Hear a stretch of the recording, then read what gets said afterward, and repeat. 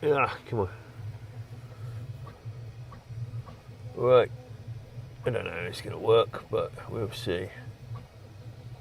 Ugh.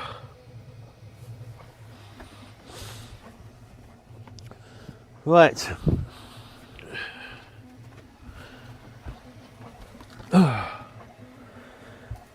Okay, I've got back from Spain. I've been out there for about a couple of weeks now.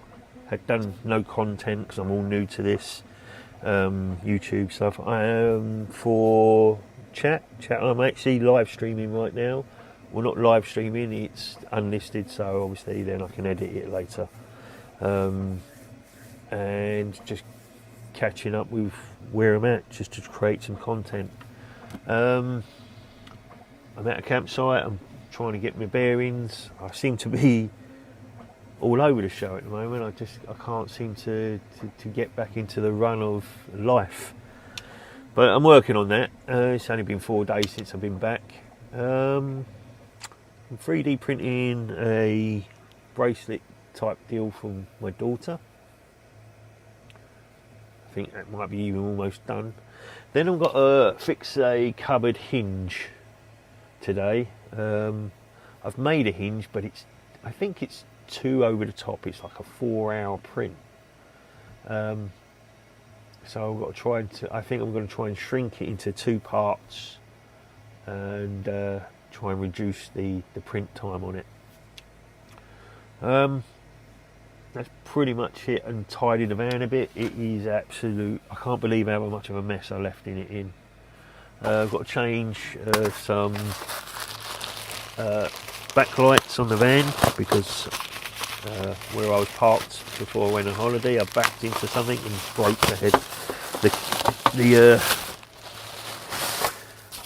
the plastic shielding of the lights. So I've got to replace one of them, if not both. No, I'll replace one, and then I've got a spare. I think I've got another spare somewhere, but I couldn't find it. So regardless, and create my daughter's bracelet, see how that gets on.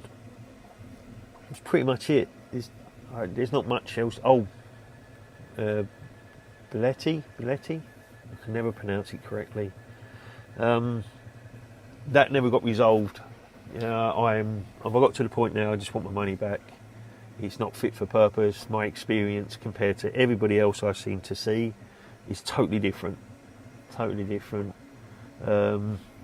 The charge of 2 units, I'm on my third replacement. That seems to be okay. It's all right. But now I've realised since that's been fixed that I'm losing charge, and also I every now and then the Bluetooth won't connect to it, so I've got to go into the settings, manually switch it on and off the Bluetooth, and then I can get back into the app, which is ridiculous for a premium product. I've had enough. So that's where we're at. As I said, I'm going to create some hinges for a broken cupboard door. I found some damp around the shower area, which I'm a bit worried about. I'm also eventually going to have to do some fixing of the roof, because it's been fixed over time. I mean, she's a 33-year-old motorhome. I've got fiberglass sheeting on the roof here, so obviously at some point they fixed it or done a repair job on it, but they didn't do in the cupboards. Some of the cupboards they have, but not all of them, which is a shame. The bathroom, I'm a bit worried that I might have a crack in the tray itself, but I can't seem to see where that's working.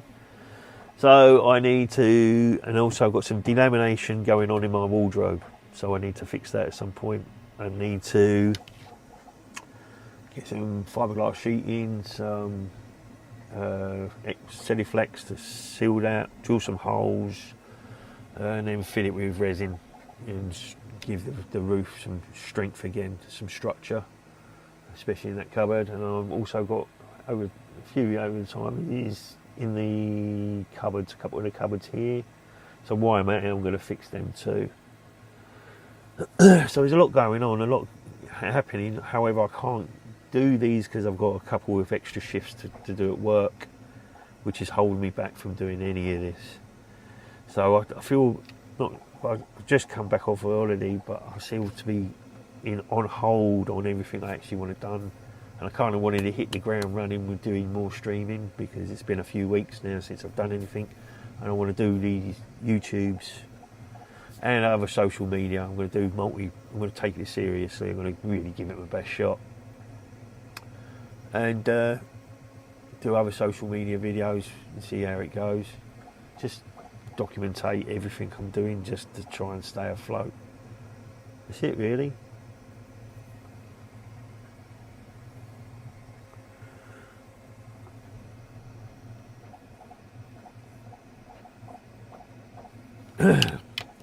Right.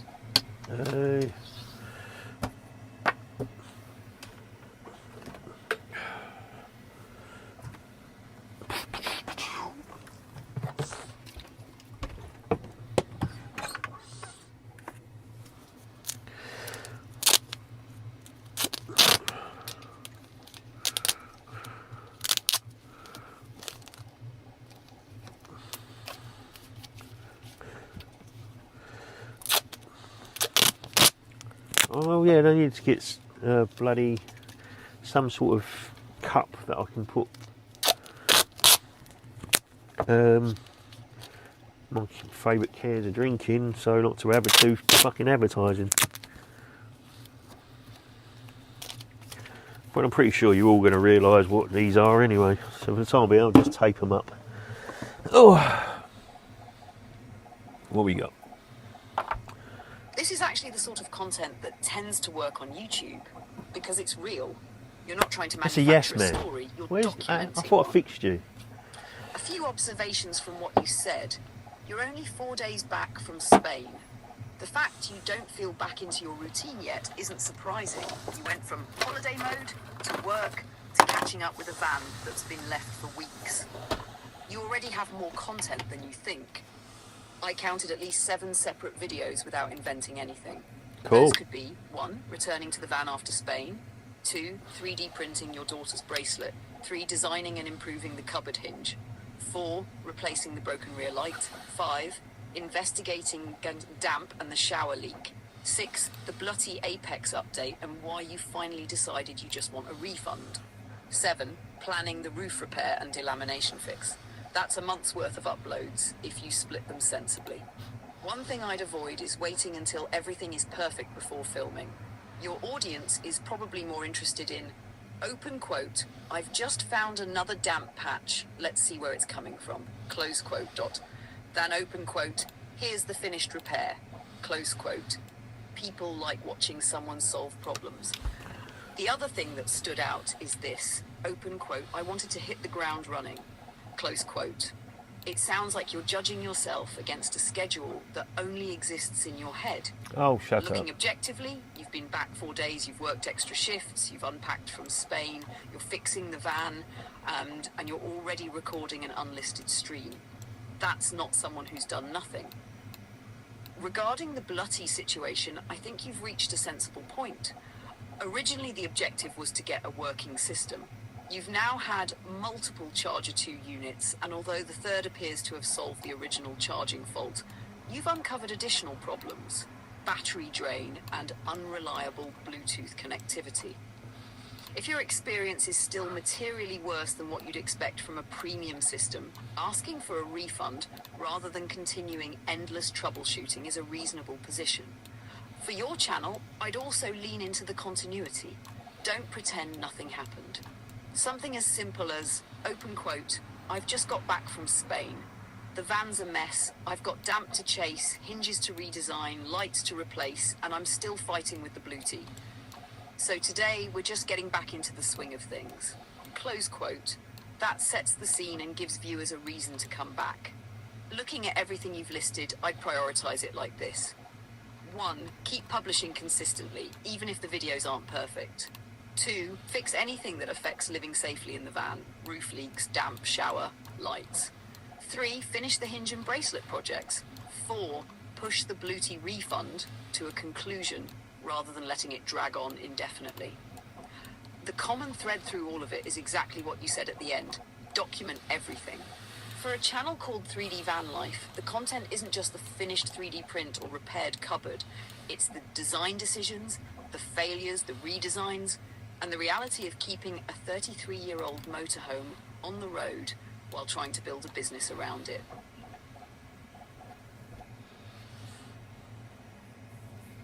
Yeah, I kind of didn't really listen to hardly any of that. But I'm streaming now, like, you know, so I'm recording it now. Obviously, I'm not worried about it not being quite right at all. 50%. Should I do 25?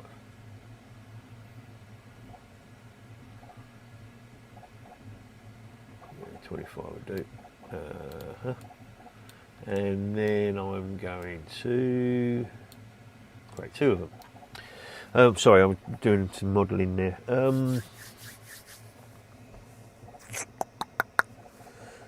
Yeah, I'm not worried at all. You know, the social media side of things is just something for me to do, as well as document my strange life.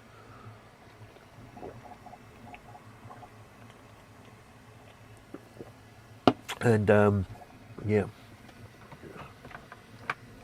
so several things. Yep, no, I'm already sent Buletti an email asking for it, because they want me to roll back some firmware from to the last one. I don't know how that's going to fix things. That's exactly what I asked, and they still didn't tell me how to do that. I'm not sure if I did it before I left or I didn't. I can't remember now, but regardless, I'm not going to do that. If it doesn't fix the problem immediately, then that's what we said in the email. Can we just resolve this? In other words, can I have my fucking money back? Because just ridiculous. It's just ridiculous. Gone on, God knows how many months I've been doing this now. Oh, my daughter's bracelet is printed. That's pretty cool. And I'm still trying to get me bearings around the social media side of things. Let's have a look.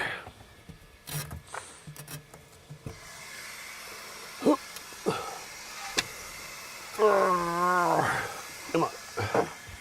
Boy, don't look too sad. Don't look too shabby. Don't look too shabby.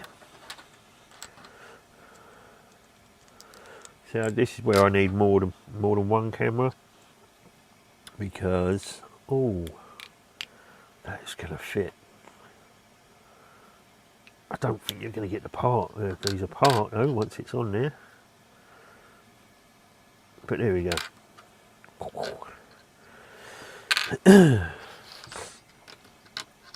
No, I think you will. It's going to be good.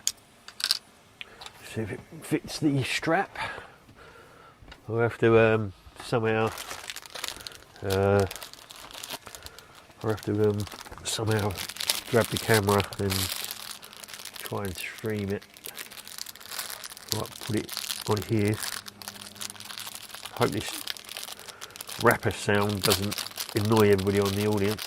So yeah, where am I? Yeah, I already asked for to resolve the problem. If they do, it's down to them. I mean, they didn't reply to me. I told them about the problem. They never got back to me. They turned around. So I did tell her I got an email. It just sounded like it was a space filler. Sorry for not getting back to you, but we've had larger emails recently than normal, which kind of suggests me they've got a lot of problems. That's how I read that. But there we go.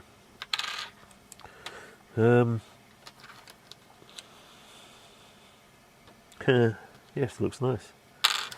My daughter's got this thing about red dragons. Yeah, she has this constant dream about a red dragon, and she is the dragon. So, 3D printed a dragon's head. I know you probably can't see it from here, because I've got one of these swirly bracelet things I built for myself in my head when I was into manifesting. I still am into manifesting. I think it's a nice way of trying to keep yourself positive and moving in the right direction and treating people with gratefulness and all the rest of it. It's kind of leans into mindfulness and a good all-round aspect of life. I'm not particularly a religious man, as in a all-seeing, all-knowing God, but I do like to be positive and try and be positive and trying to be give me something to believe in. I think that's probably one of the most important things in life. You've got to have something to believe in. If you don't, you're just drifting with no purpose. So, be it in reality, you need something to believe in, or something spiritually. I've chose some sort of.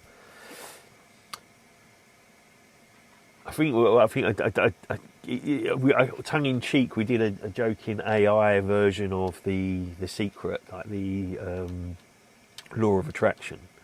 Kind of the law of attraction meets mindfulness. I have a convoluted view of that. I'm very much leaning towards this life as a whole simulation thing, and this body that we have is a vessel so that we can enjoy this life, because we're a higher being, and if anybody's interested in that, I can do a whole separate video to that, but let's keep it on track of what I'm trying to do today. But actually, it doesn't really matter. This is what I'm trying to do today. I'm just trying to get some content out there. Anyway, let's take you down and see if I can show you what I'm planning to do. Right, here we go.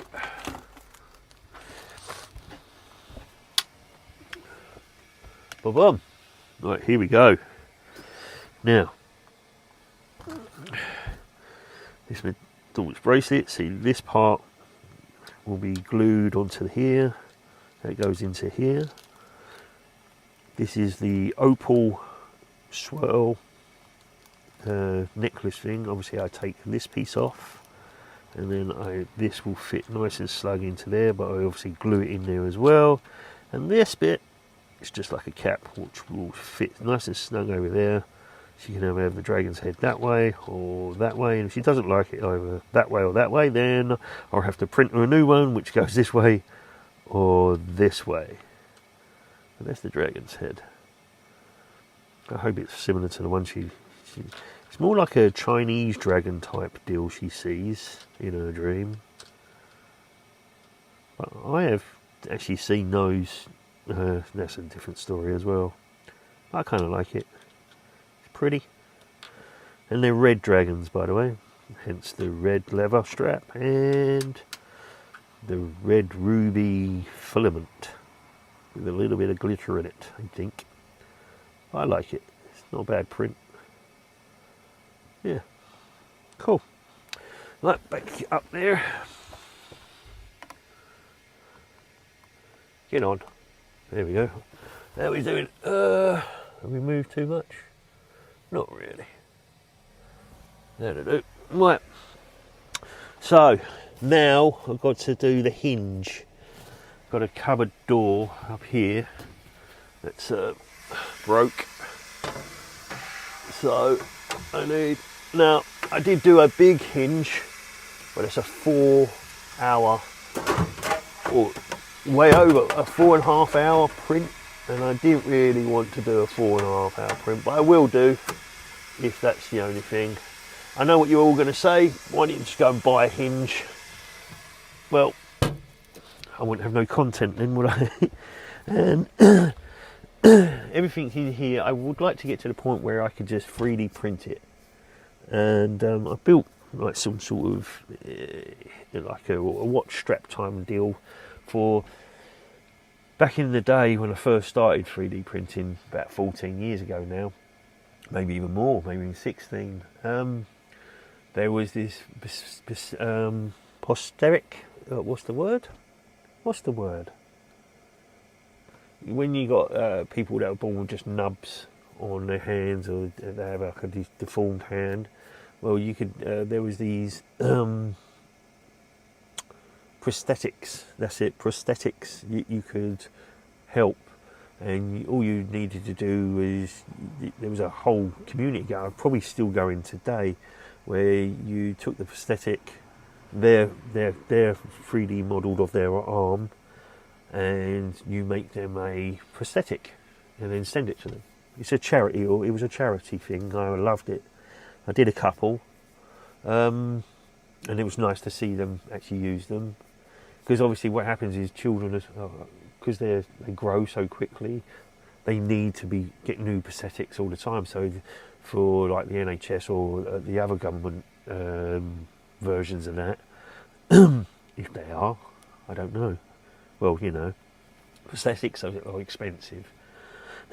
So giving them a 3D printed version, colourful and creative, they could grow out of it, and it's not the end of the world, you know, and it helps the 3D community get into something bigger than themselves, which is lovely, absolutely gorgeous.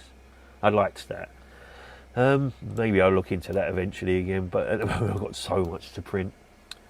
Right, so the whole concept of the reason why I'm printing hinges or creating a hinge is, one, they're tailor-made for my cupboards, for the cupboards I own right now. And if anything's a break, I just print them.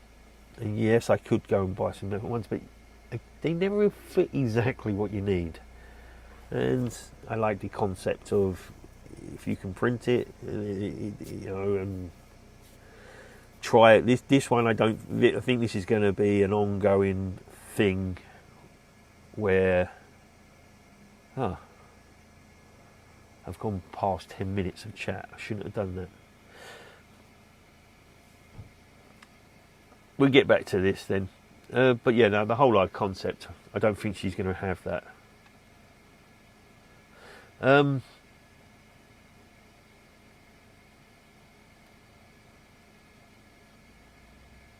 That actually sounded much more natural than a scripted introduction.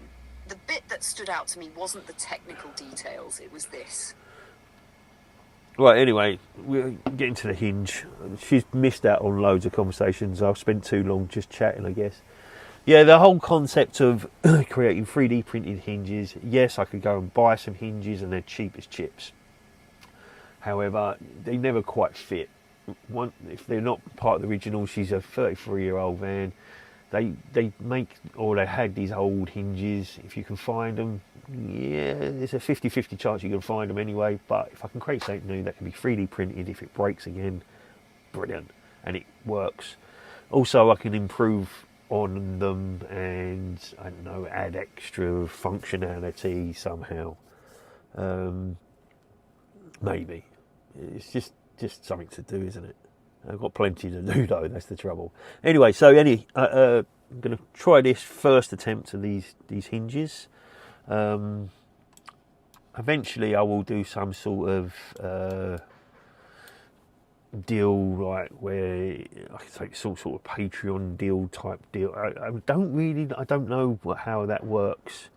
And then if you pay me X, Y, Z, or give me a drink, you have access to some of these 3D printed files. I need to look into some sort of mechanism like that, because there's going to be a lot of 3D models, and I do create all my own stuff, near enough.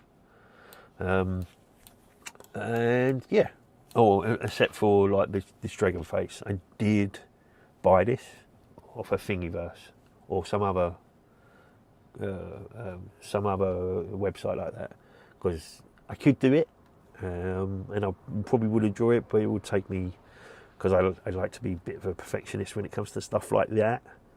It would probably take me far too long, so it was just easier and less headache to just buy it. And yeah, but the simple stuff like brackets or hinges, or you know, stuff that I plan to have, like mounts, like this sort of stuff, I will create all my own stuff. And then if you like it and you want it, then you can pay a little bit towards some sort of Patreon deal and get access to my 3D printed parts later on, hopefully.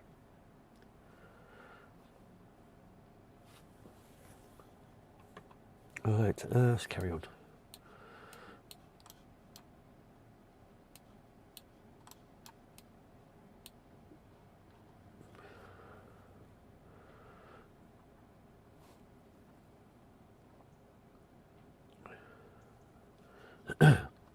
I think you've stumbled onto something that's stronger than just watch me repair my van.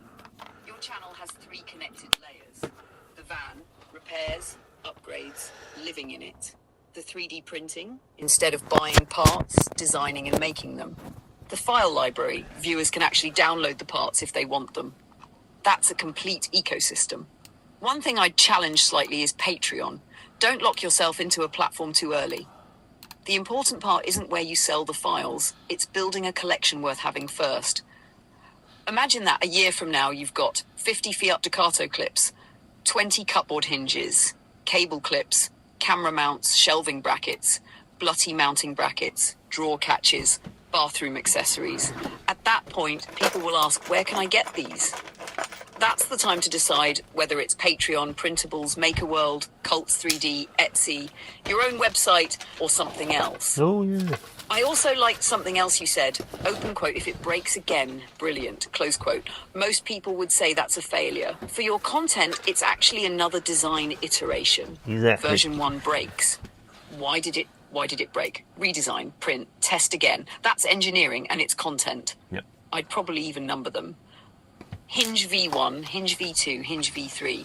Then 6 months later, someone can binge the whole evolution. The only thing I'd be careful of is respecting the license on downloaded models like the Dragon Head. If you bought it or downloaded it under a license that doesn't allow redistribution, don't include that STL in any paid download pack. Your own brackets, hinges, mounts, and functional designs are a different matter. You own those unless you've based them on someone else's restricted design. From what you've been describing over the last few weeks, you're gradually moving towards making the van itself a test platform. Every repair becomes, open quote, problem, design, print, install, real-world test, improve, close quote. That's a format you can repeat indefinitely, and every successful solution leaves you with another asset you can use or eventually offer to other owners. There we go then. Yeah, I'm not complete enough to read it. I do understand if it's not my work, I'm not going to say it's my work, and I will obviously. But if it's part of something I've done, I will.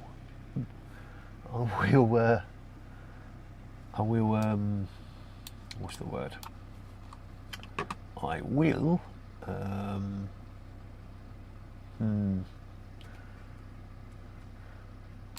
I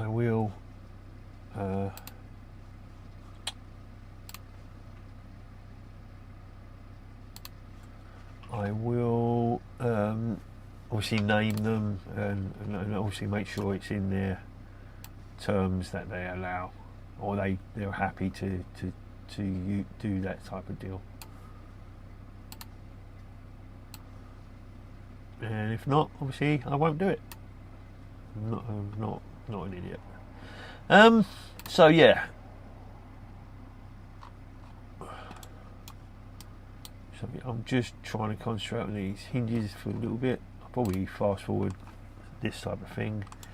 I mean, I would like to obviously do screen catching, but that's a lot of power. And so the only time I can do that type of video content is if I'm at a campsite, which is not in the realms of impossibility. But I can only go to a campsite obviously in the summer times, because most of them, what the fuck?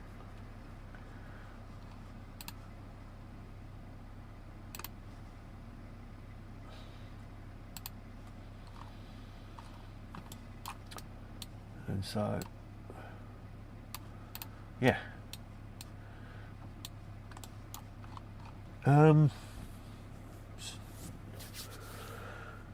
so let me get on with these hinges. I don't know what else to say to that.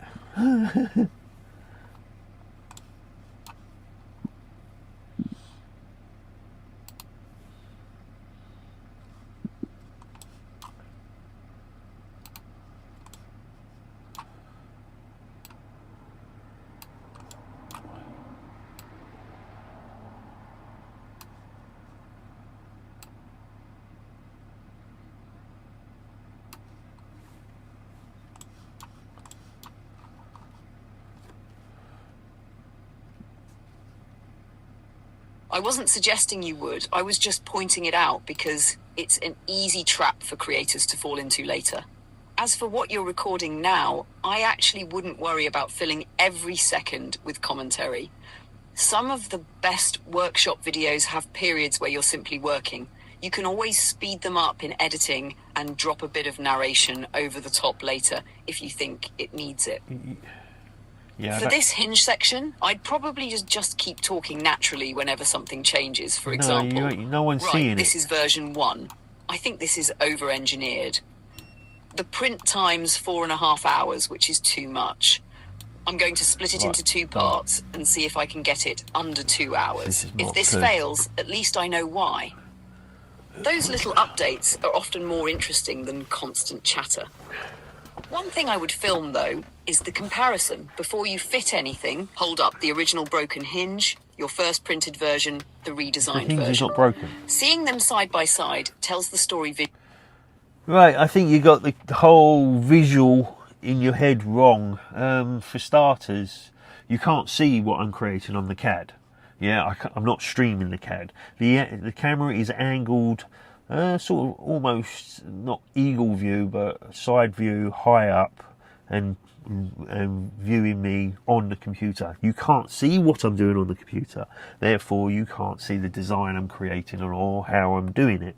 Which later on I would like to do that, but however, the streaming, I haven't got the streaming card or anything to be able to do that at the moment. Not that I'm aware of, but that's something else I can look into later if there is interest for other people. Can't think where I was going with it after that. And as for the hinge, it's not the hinge is not broken. The wood is soft because she's old, and it's years of open and shutting. It's just the holes have tore out, the screws have torn out of the wood over time. So therefore, you haven't got any wood to put new screws in again. I can glue it. I could do some sort of fix like that, but that's no content. Yeah. Right now, right. So let's export this. Export this.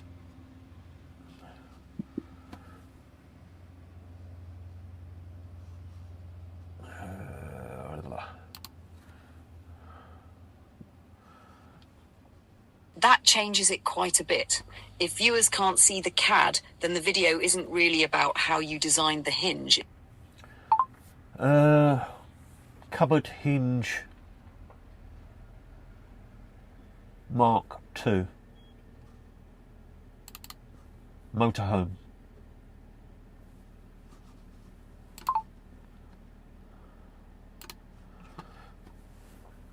Okay, so then we put that.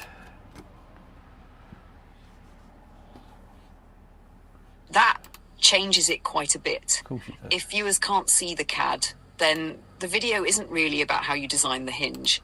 It's about watching you think through a problem. That's still perfectly valid. In fact, it almost becomes a workshop podcast. So the audience hears, open quote, I'm going to try this. No, that won't work. What if make it in 2 pieces instead? Close quote, while occasionally seeing you hold up the printed part. Plenty of people enjoy that style. So the other correction is important too. The hinge hasn't failed. The mounting has. So the engineering problem is actually, open quote, how do I attach a door to wood that's no longer strong enough to hold screws? Close quote.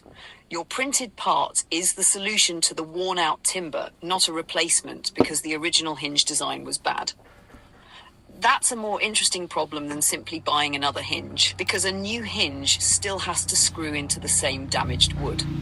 The way you've described it, your printed part is effectively becoming a reinforcement plate as much as a hinge. That's a repair strategy, not just a replacement part. And I understand why gluing it isn't attractive from your perspective. It's probably the quickest repair, but it teaches you nothing, leaves you with no reusable design, and doesn't make much of a story. Trying to engineer a reusable fix does all 3. It solves your van's problem, it gives you another printable design, and it creates something another owner with the same 1 issue hour, might actually find 18 useful. minutes. That's a stronger reason than I need content. It's I'm trying to create a repair that's repeatable. Right, let's add another one. How do I add another one? Add another one? I want to add another one. Can I duplicate this? I'm pretty sure there's a duplication thing. Right, just add another one. Do I add another one? Move play. Arrange. No, I want to add another one. Right, okay, let's add another file, import. And do that again.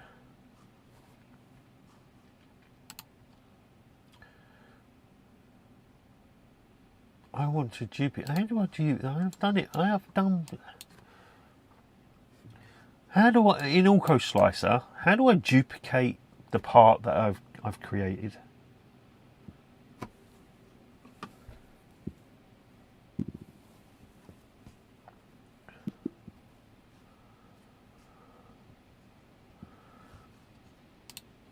In AutoSlicer, it's straightforward. 1, click the part so it's selected. 2, right-click the part. 3, choose duplicate. Alternatively, with the part selected, press Ctrl-C, then Ctrl-V, copy and paste. Or, in many versions of AutoSlicer, press Ctrl-D to duplicate the selected object. If you're trying to print 2 copies at once, you can also 1, select the part. 2, look in the object panel or right-click menu. 3, choose set number of copies or increase copies, depending on your version.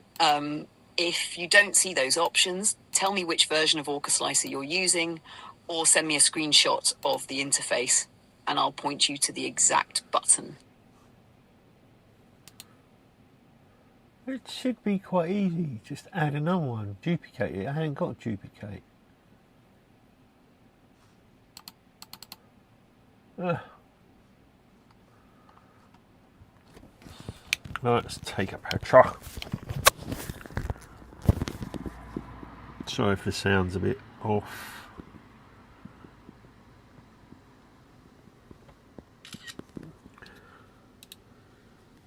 It doesn't give me the option for that. I've done it before, so where is it? There is no option for duplication. I've done this before. It's something that's really simple. Normally it's up on the top, I think, but it's greyed out.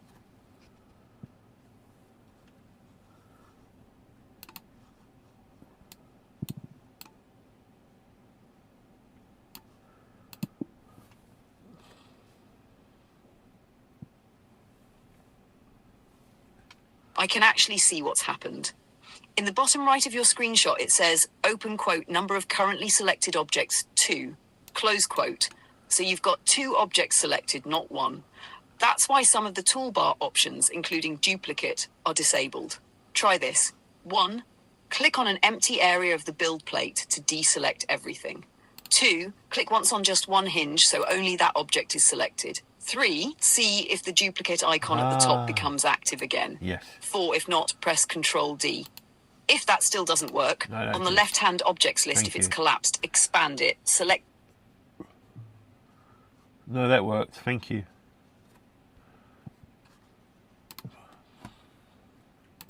How do I select it all?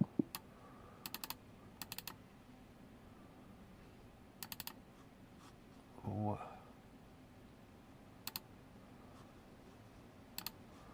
There we go. Short head.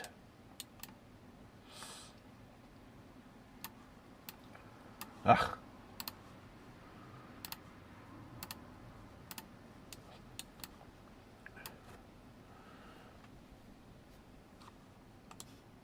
Right, now let's have a slice. What we got? What's the time? 2 hours. That's half. Brilliant. That's half the time to get these 4 parts made. It's 2 hours 33 minutes. Oh, should I do this? Oh yeah, I've got to change the filament as well. Oh yeah. How do I do that painting? I want to get rid of the the supports in the holes, the little holes.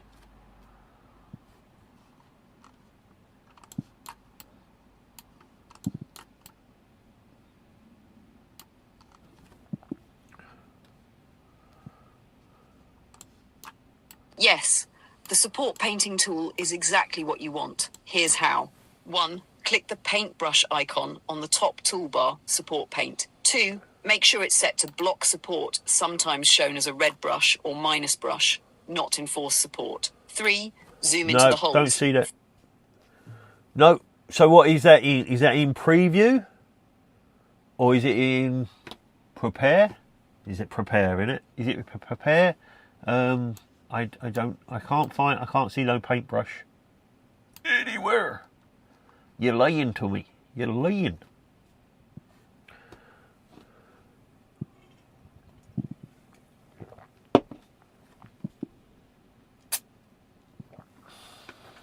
Fair enough. I was going from memory. You're right. It is in prepare, not preview. Looking at your screenshot, though, I think I know why you can't find it. You're using the basic interface. Right. In some versions of Orca Slicer, the support painting tool only appears when you're in advanced or expert mode. Could you do one quick check? 1. Look in the top left All Preferences for a setting that says User Mode. 2. See if you're set to Basic, Advanced or Expert. 3. If you're on Basic, switch to Advanced or Expert. If you can, send me a screenshot of the entire top toolbar in Orca Slicer, zoomed in across the top, not the whole laptop.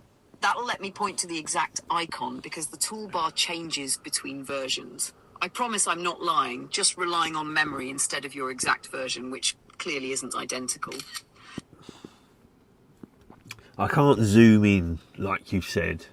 I don't have that option while I'm using you the way I do, and the camera settings doesn't let me crop it. So you have to have a full screenshot, unfortunately. And I can't find what you was talking about. So prepare, preferences, no. Files, no. I can't find this expert bit you're talking about at all. No, I can't see any of that type of deal. Nothing.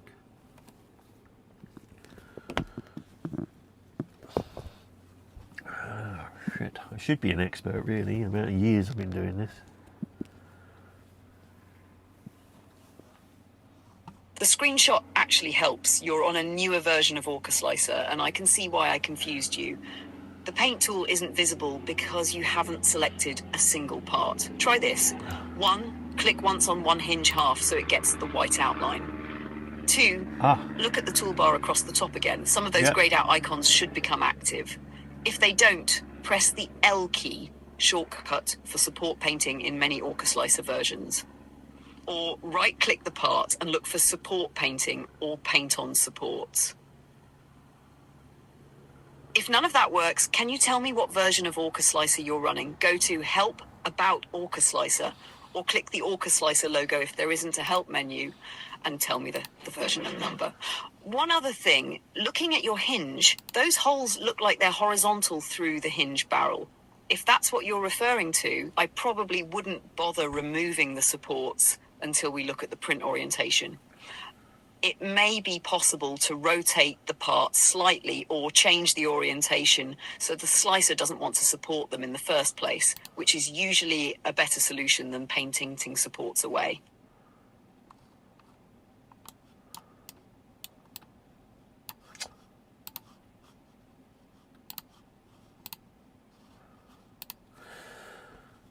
Right.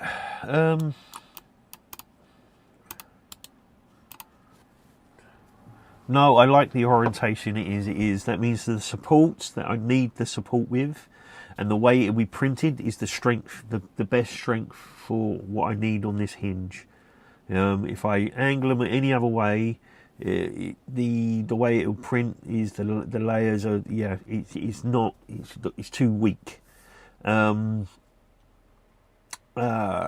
And also they'd still need supported. No matter however I orientate this, it's still going to try and fill those holes unless I put it on the side.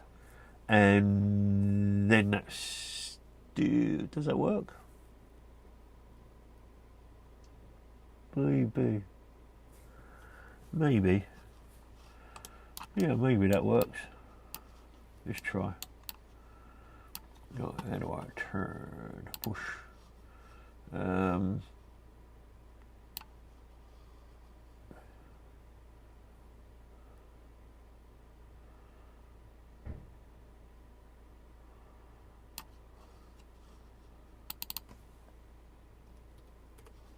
What the hell? There we go.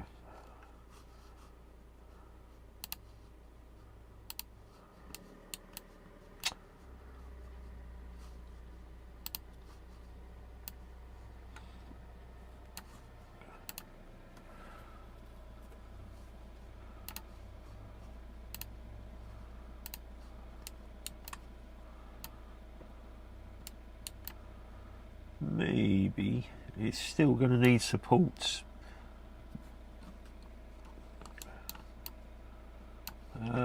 Let's see.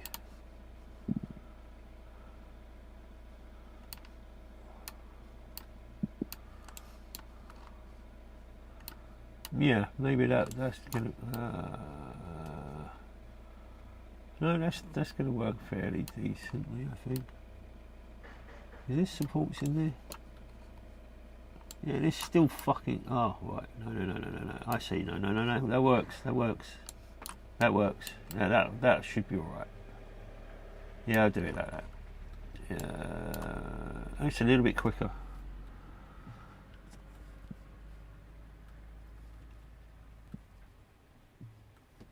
Oh, for fuck's sake. Yeah, it's a little bit quicker. I agree with your reasoning. For a hinge, layer orientation is more important than avoiding supports.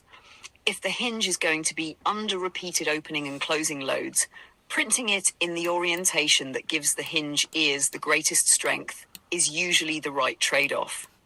The only reason I suggested trying it on its side was because you... Actually, working on its side it works. Yeah, it does work. I think it's going to work anyway. So, I'm going to do it.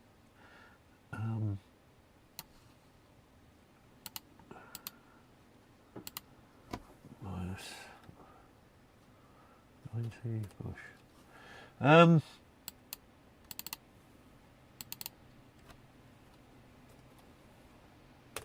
Huh? Oh, right.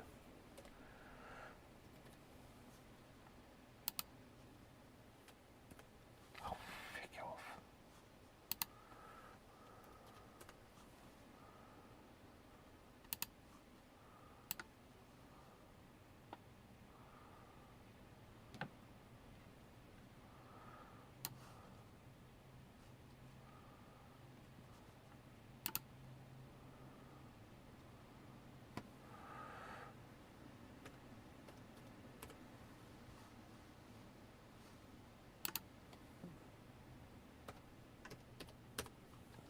The hell?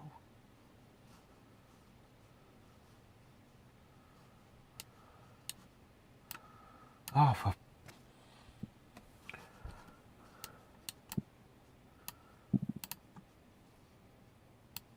Oh, God.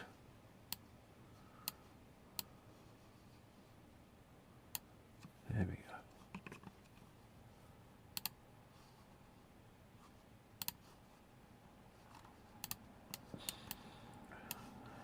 Slicer.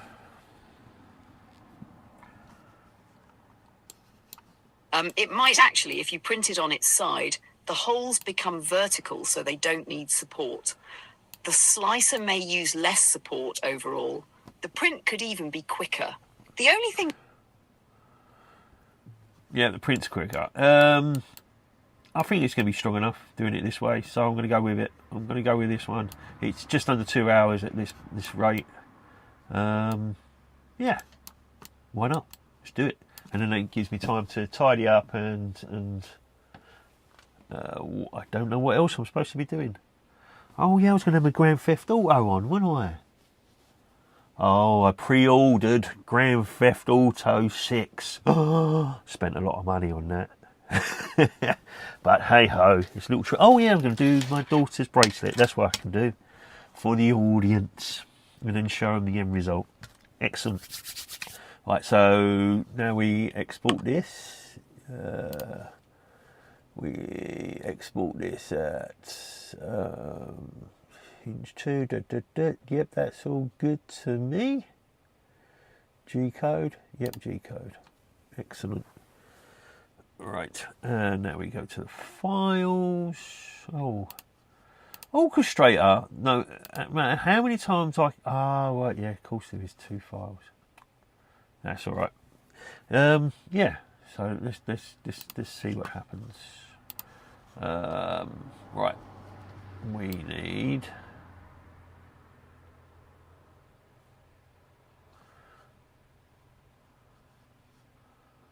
Mark 2.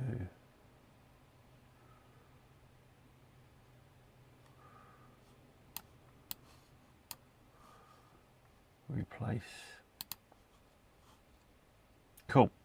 Hopefully this will be good. Right now, let's eject that. Eject. We're all done. Oh yeah, I've got to change the filament. Oh crap. Right, okay. It's pain in the bum, this is. Right, I'll keep it streaming while I'm doing this, but I'll probably fast forward this bit or crop this bit out because it's quite long-winded.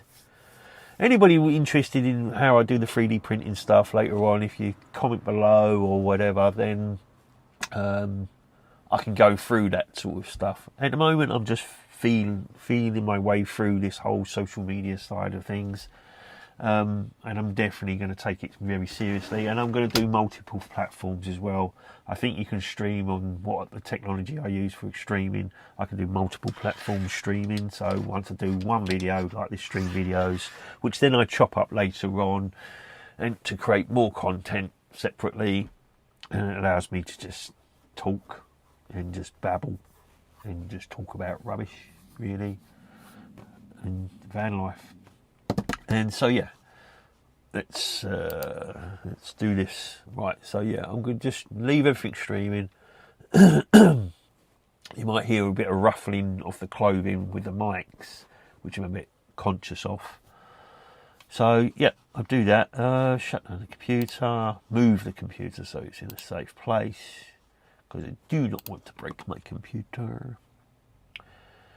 And yeah, then glue my daughter's bracelet type deal together, and yeah, hello, orchestrator, yeah, cancel. Right, why did it shut? Oh right, yes, done. And now we can shut.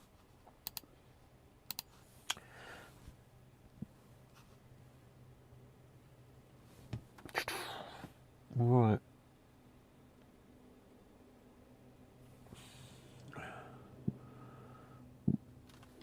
Okay.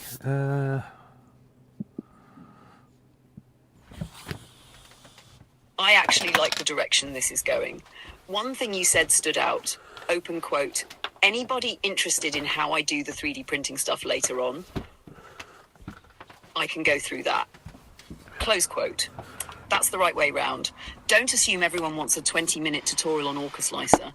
Most viewers just want to see the problem solved. Then, if people start asking, can you show how you designed that hinge, or can you explain your print settings, you've got another video to make. Ooh. The workflow you're describing also makes sense. Stream the whole session, keep talking naturally, solve the problem. Later, cut it into shorter videos for YouTube Shorts, Facebook, TikTok, etc. That gives you one recording session that feeds multiple platforms. One practical suggestion. Before you shut the laptop and start gluing the bracelet, hold the finished dragon pendant up to the camera for 5 or 10 seconds. I've already done that. Don't rush it. Just let it sit in frame. Future you, when you're editing, will thank present you for giving yourself a clean beauty shot of the finished piece. I thought I would. Apart from that, I just keep going. You're not trying to produce television. You're documenting a day in the workshop. That comes across naturally from what you've been saying. I'm going to do wood. Do I do the wood? It's because it's a dark wood. It don't matter, does it? I'll do black. No, I'm going to do the wood. I'll do... Oh, no. Do I? What ones have I got? I've got black. Let's do the black PDLA. Black PDLA. I have done that already. I took the camera down and done a little video of that, but I will do it again. But I just need to black PDLA. Do the hinge in black, I guess. I would like some more colours, but I can't afford more filament. Yeah. Put those in there. So yeah. Let's just take this one out. Oi! Right, okay, extract. Right, yeah, so, yeah, I've already done that. I'm going to change the filament now. I'm still streaming. Obviously, I'll cut these bits out, or anything boring that I think's boring, or I probably won't. The live stream, what I'm going to plan to do is just put it on. We got unedited, uncut version of everything, and then I'll have edited, cut versions of everything. So it's down to people if they find it interesting, they just want it playing, then let them play it. Right, let's do this.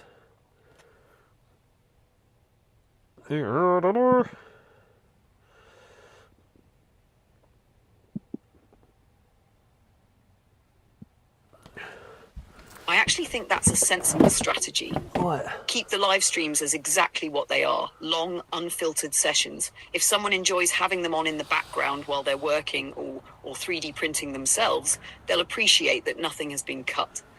Then make separate edited videos that answer one question or tell one story. For example, designing a stronger motorhome cupboard hinge, making my daughter a dragon bracelet. Can a 3D printer save a 33-year-old motorhome? Those videos have a much better chance of being discovered by new viewers.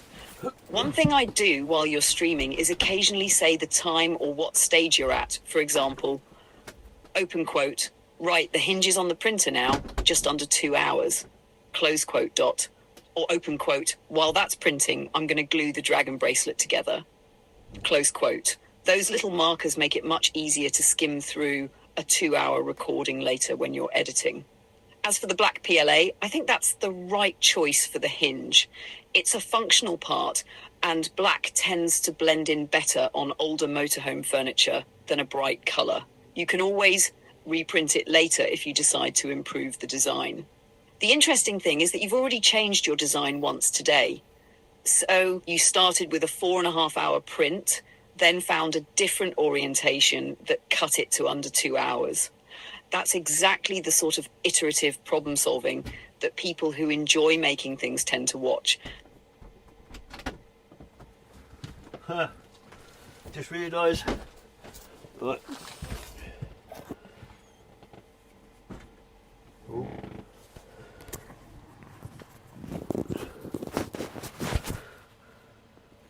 Just realised a bad point of live streaming so long stuff. I needed to go to the toilet, so I needed to take the mics off. I don't think that would go down very well if I just leave an unedited version of me sounding like me going to the toilet. Right. Okay, let's do this. Have we got enough? Extract even more. Let's extract. Extract. Retract.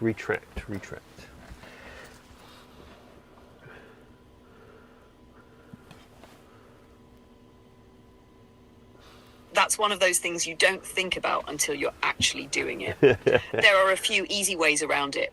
Leave the camera running and mute the mic. When you come back, just say, right, comfort, break over. Most viewers won't care. Hit the stream's pause screen if your streaming software supports it. End the stream if you're near the end of a session and start a new one afterwards. Keep it in. Surprisingly, a lot of live stream audiences are fine with a couple of minutes of an empty workshop. They'll often just wait. I'd avoid taking the audience into the bathroom, though. One thing this highlights is that your content is genuinely live. Right. Real life interrupts it. Phone calls, making tea, changing filament, toilet breaks. That's normal. If your audience grows, you'll probably find that a quick, open quote, 2-minute break, changing filament and grabbing a coffee, close quote, is all the explanation anyone needs. Most people watching long-form workshop streams expect that sort of thing. Ugh. They'd rather you disappear for 2 minutes than try to fake an uninterrupted session. Retract. God. Oh.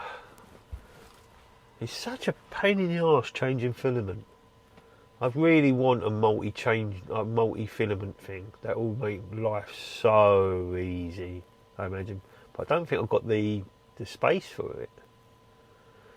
It doesn't have to sit on top, does it? Because, like you see on most of the 3D printers from Creality, does it?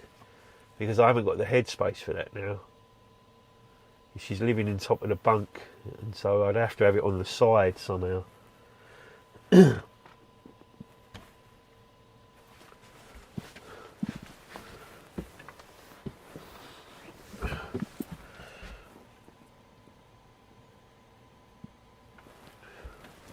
No, it doesn't have to sit on top. Oh, the Creality CFS, or an AMS if you ever changed ecosystems, can usually be connected with a longer PTFE tube, so you can mount it beside the printer, under a shelf, on another shelf nearby, even on the floor next to the printer, if the tube run isn't excessive. The main thing is that the filament has a reasonably smooth path into the extruder. Given your van setup, I'd actually avoid putting it on top anyway. You've already got limited headroom on the bunk, and another 20 to 30 centimetres above the printer would just make it awkward. Yeah. I'd be more inclined to build a small bracket or shelf so the unit sits to one side of the K1 Max. Knowing you, you'd probably end up designing and printing the mounting system yourself. You know it! One thing I'd wait for, though, is until you've got a few more videos under your belt. A multi-material system is a convenience, not a necessity. Oh, sod off. You think the 3D print is just for proving that YouTube? your workflow works.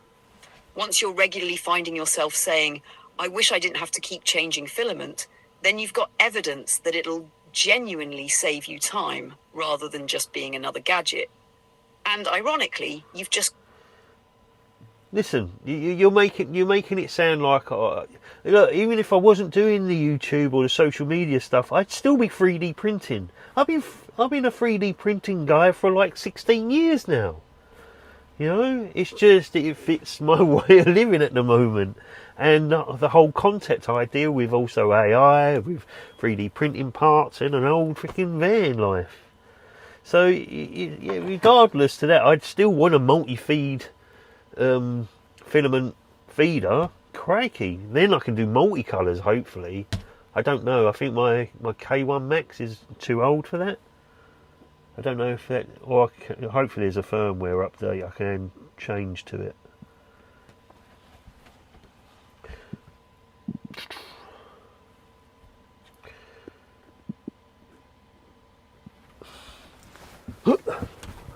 Fair point, I wasn't tying it to YouTube. From everything we've talked about over the last few months, you'd still be designing parts if nobody ever watched a single video. The videos are documenting what you already do. They're not the reason you're doing it. As for the K1 Max, the current K1 Max hardware is compatible with Creality's CFS, but not every K1 Max is plug and play. Earlier K1 Max machines, like yours, generally require the K1 CFS upgrade kit, which adds the necessary hardware, including the new extruder, cutter components, and interface hardware. You'll also need compatible firmware. So, Your printer isn't necessarily too old, but it probably isn't just a firmware update either. It depends on the exact revision of your K1 Max. The multicolor aspect is the obvious benefit, but for you, I actually think the bigger win would be automatic filament changes. If you're printing functional parts like hinges, brackets, and clips, being able to cue black PLA after white PLA without standing there unloading and loading reels would save a surprising amount of hassle. Huge. I'd check exactly which revision of K1 Max you have before buying anything. If it needs the official upgrade kit, you can decide whether it's worth the cost compared with putting that money towards another project. Yeah. If it turns out yours is one of the later revisions, the upgrade path is much simpler.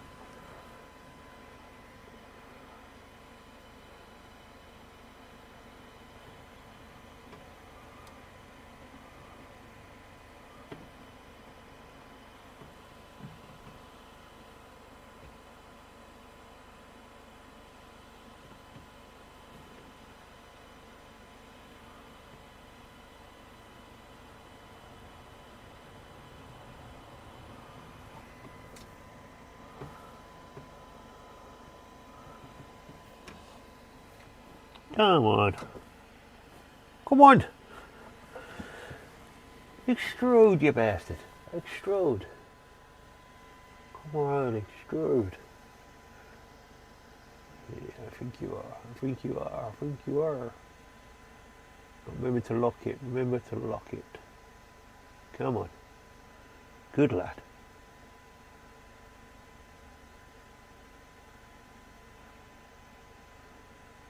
Are you doing it? Yeah. One more time. Come on. There we go. Come on.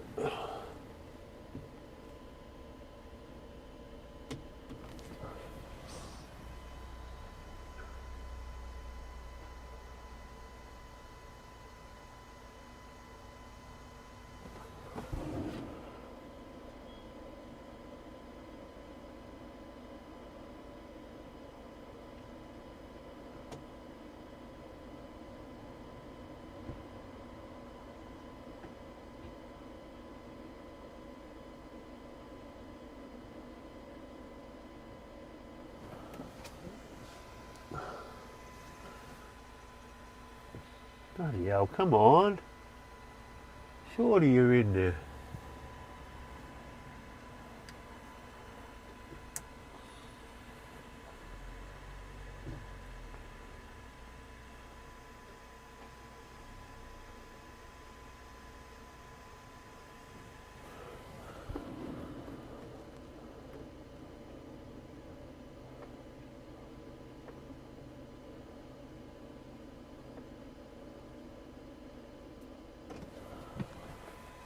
There we go, we got it. Wicked.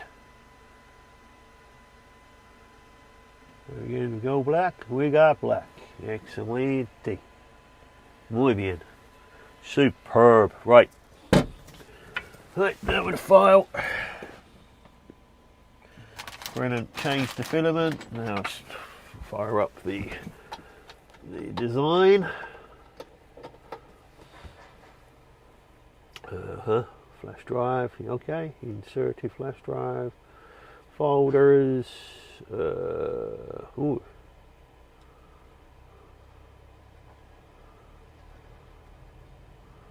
That's interesting. Where's my hinge?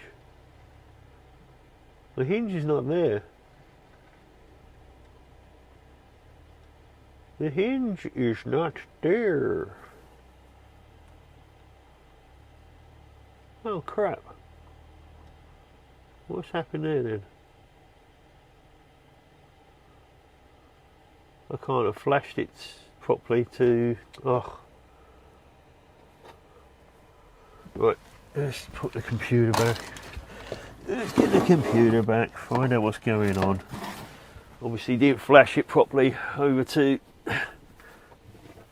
the stick. That's more than annoying. Well, not too terrible. Ooh.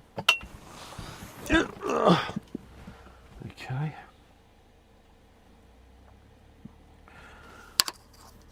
That's actually a useful thing to leave in the stream. It's a genuine workshop moment. I check these in order.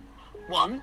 Is the USB stick actually ejected and reinserted? Sometimes Orca Slicer doesn't finish writing until you safely eject it. I did. 2. Open the USB drive in Windows Explorer and see if .gcode file is actually there. 3. If it isn't, go back to Orca Slicer and check whether you clicked Export G-code or just Slice. It's easy to think you've saved it when you haven't. 4. If the file is on the USB, try refreshing the printer's file list or unplugging and plugging the USB back into the printer. One other possibility, if you saved it with a new name like Hinge Mark II, you might simply be looking in the wrong place or sorting by date. It's mildly annoying, but these little hiccups are exactly the sort of thing that happens in a real workshop. They're also why I like your idea of keeping the full stream. You capture the reality of making things, not just the polished successes. Yeah, I don't know what happened, but I'm just opening all the files now. Maybe I would I do something as silly as that, you know? I don't know. We'll find out. Come on. Orca Slicer. Right, so...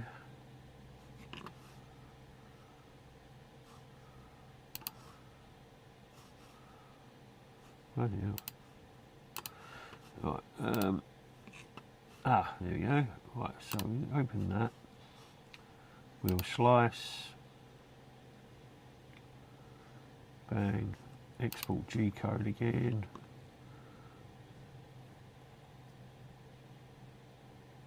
Mark 2, replace. Yep. Cool, so now we go to that, we go to G-codes, open new window, so it's easy to drop.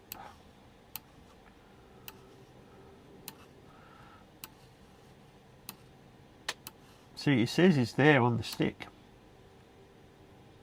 Oh, maybe it doesn't. Oh, that's interesting. I'm going to delete both copies of that off the stick, just so it keeps things nice and simple. I wonder how much space these sticks have, because I'll tell you what, they do seem to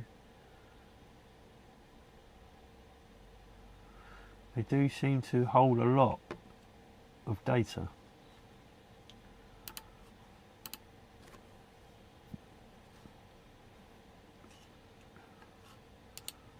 Let's see the properties of that. Yeah.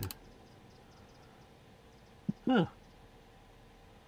It's only 15 gigs.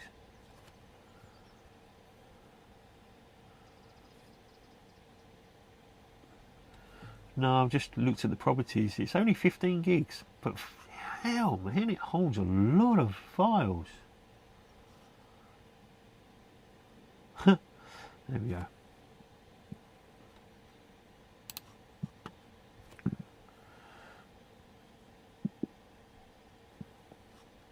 Right. It does, because G-code files are surprisingly small. Really? A typical print might be small part 2 to 10 megabytes, medium part 10 to 30 megabytes, large detailed print 30 to 100 megabytes, sometimes more.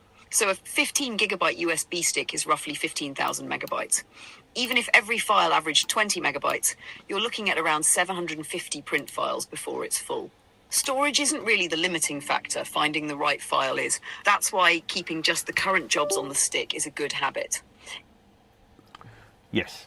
Anyway, I'm doing that, and I've now got it on the stick. Well, it should be on the stick. Let's see if we can get it flashed over, and then that means I can then work on my daughter's bracelet, or her Mark 1 version, and then... Oh, excellent. Yep, it's over here. Brilliant. And let's go for it. Couple of hours of printing. Oh, actually, yeah, no, it'll be fine. She's powered up directly from the mains electric. Let's get... Right, okay, now. Oh, shit. Put the lid on. Put the lid on, Cole. Put the lid on. Ugh. Sorted. Lid's on. Filament in the box. Nice and neat. Boom, boom. Ruby red. I do like that. It's a nice colour. It's a very nice colour. I don't think I'm going to use it for much else. I just wanted it from my daughter because she liked it. Anyway, very good. Okay. Now, we'll glue that together. And then, start working on the interface for the AI project. That would be a good one. I wonder how long I can actually stream for. I'm streaming through my secondary iPhone, the old one. How long can you actually stream for? How long will they let you stream for? Is there a limit?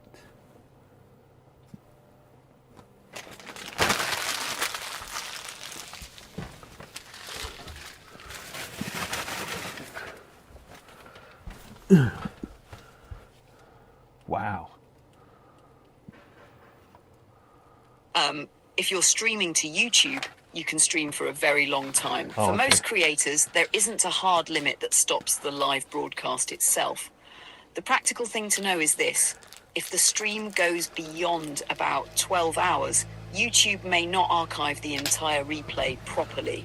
For what you're doing, I actually wouldn't aim for marathon streams anyway. A 2 6-hour workshop session is a good length. It covers a complete project or a decent chunk of one, and the replay is still manageable for people who weren't there live. Today's stream already has a nice structure: chatting after getting back from Spain, dragon bracelet, redesigning the hinge, changing filament, starting the print, moving on to the AI interface project. That's a proper workshop session rather than just going live for the sake of it. And yes, your idea of leaving the uncut version available while producing edited videos later is perfectly workable. Different viewers want different things. Some enjoy the long-form workshop in the background experience, while others only want the 10-minute story. Gorilla glue. Gorilla glue. Okay then. Yeah, 100% you're right. Well, I've got that hinge on its way to be printed. Hopefully it does its thing. Oh right. Shut down the computer.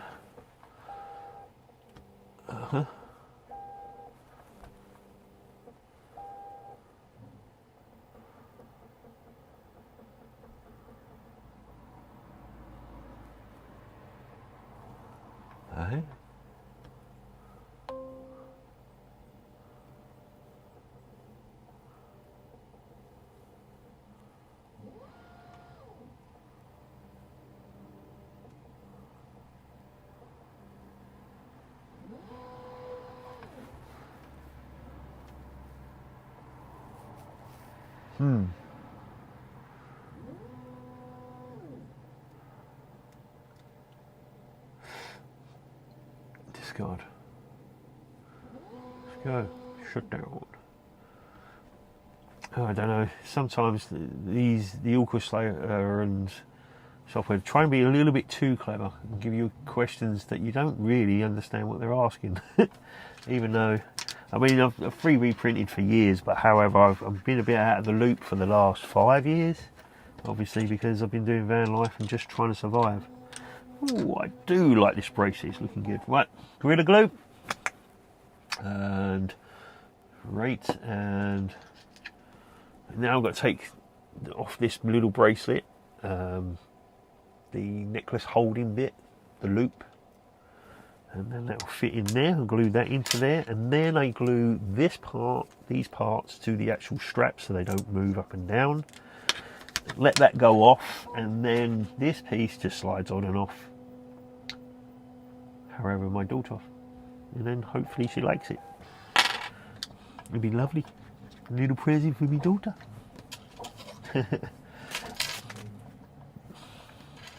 Right, let's get some clips.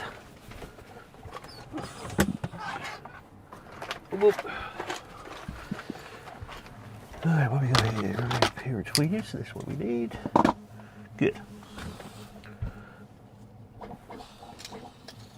That actually rounds the stream off quite nicely. You started with, I'm trying to get back into the swing of things, and by the end you've got the hinge redesigned, started the print, made the dragon bracelet, got a present ready for your daughter, shut the laptop down, got your next task lined up with the AI interface. That's a complete session. Wicked. One thing I smiled at was when you said, open quote, You don't smile. I've been 3D printing for years, but I've been out of the loop for the last 5, close quote. That's probably worth saying on camera more often. It explains why you're sometimes figuring out new slicer features or printer options. Well, you You're not change it pretending anyway. to know everything. You've got a solid foundation, but the technology has moved on while you've been focused on living in the van. I also think the bracelet has a much better story than I printed a gift. It's your daughter dreams about a red dragon. You found a dragon model that matched the style. You chose ruby red filament because of those dreams. You designed the bracelet around it. That's something she'll probably remember far longer than just being handed a bracelet. Of course you will. Now, hopefully the hinge comes off the printer in a couple of hours without any surprises. If the new orientation works, you've solved 2 problems at once: a shorter print and no supports in the holes. That's a worthwhile result from today's experimentation. Yeah. Of course she's going to like what she's doing. And any 3D printer guy or woman, person, let's be politically correct, shall we, that thinks they know everything about 3D printing, there's got to be some sort of moron. Because unless you literally, that's all you do, live and breathe it, you're not going to know anything. Because even software updates, firmware updates, it just changes everything slightly. You know, and even when I was doing it on a daily basis, I constantly had to double check what I was doing, and that was before the days of AI, and that was when we had proper communities on Facebook. You really interacted with each other, and people done stuff, and it was always play it forward. It's like I created the, I built the Lutrak 3D printer without belts, and I wasn't happy how my print come out for the bed, and I was talking to a guy that got a CNC machine. I don't think he was even in this country. I think he was in America. And anyway, I sent in my STL file for the bed thing, and so how much would it cost me to get you to CNC aluminium from out of aluminium? And he sent it to me. He didn't give me a price or nothing. He just sent it to me. It just turned up. I thought he was just really busy and he couldn't do the job. It just turned up one day. Of course, I'm having chuffed as bits, but I'm also feeling guilty. Like, well, how much do I owe this bloke? And I got straight onto him and emailed him over, and he went, "No, just pay it forward." And I'm thinking, crikey, that must have cost you an arm and a leg in postage from America. Let alone the big lump of aluminium. I mean, this was a big build plate. This was like 300 by 300 millimeters, and that was a hell of a build back then.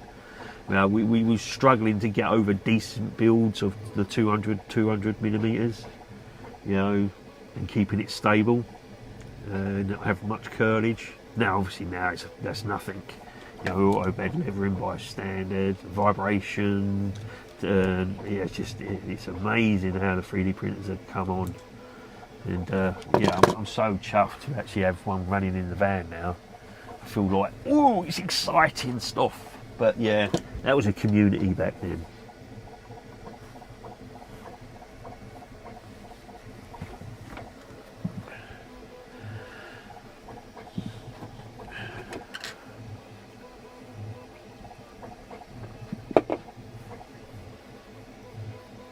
Right, I would like to sand that down.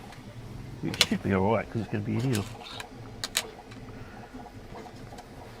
Ooh, maybe not.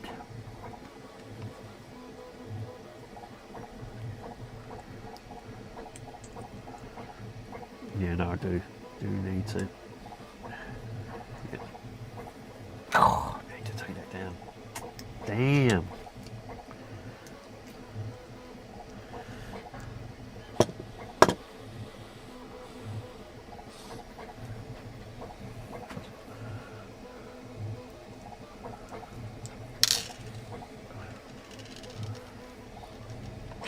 I think that's one area where the maker community genuinely has changed.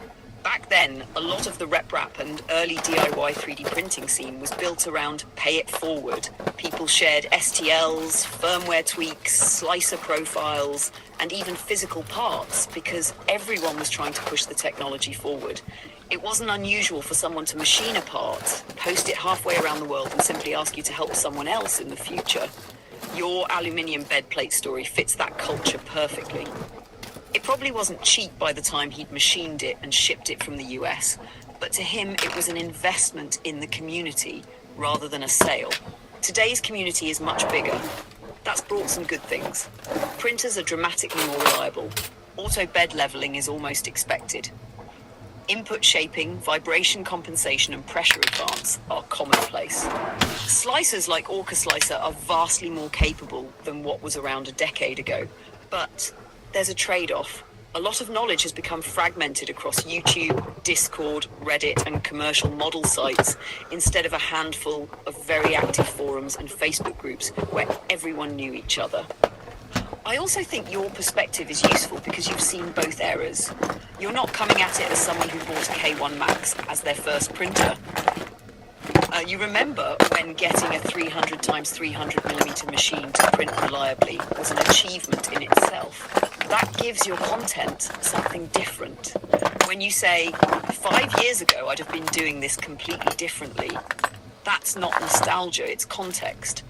You can explain why modern printers feel almost magical compared with the machines you use to build and tune yourself. And I can understand why having a printer running in the van feels significant. For a while, surviving day-to-day understandably took priority. Now you've got a workshop again, even if it's only a few square meters in the back of a motorhome. That's a practical step back towards building things rather than just keeping things going. Yeah. Oh, 100%. 100% it is, even if it is a work, like, I must admit, I've found, I joke and laugh about having like a dream van of like the terabyte, and I've come across some stuff on Facebook that they're pretty much like that. I mean, they're £500,000 and stuff like that, but and so I can only dream about owning something like that. But wow, they're amazing pieces of kit. Yeah, but it's sort of yeah. If eventually can somehow manifest something like that, oh my god! Yeah, AI in a truck stroke van deal like that. With the terabyte looking body on it, it'd be unbelievable. And some of them really do look cool.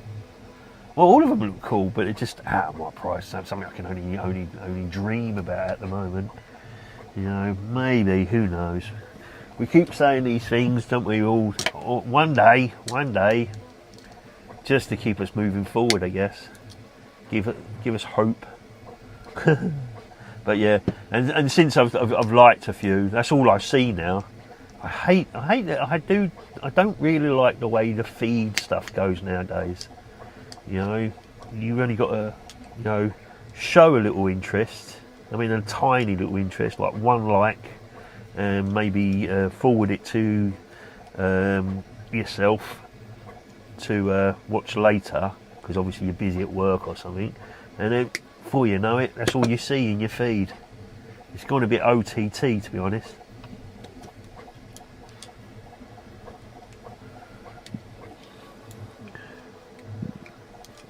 God, come on, bastard. You want to piss. I need some new ones. What about these ones? Oh, there, do. Yeah.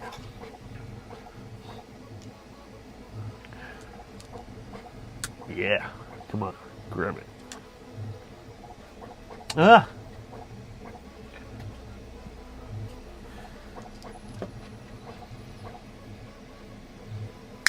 Yeah. I think there's a balance to be struck, and the algorithm isn't trying to annoy you. It's trying to maximize the chance you'll keep scrolling. It sees a signal like Carl liked a luxury expedition truck and assumes show him 50 more.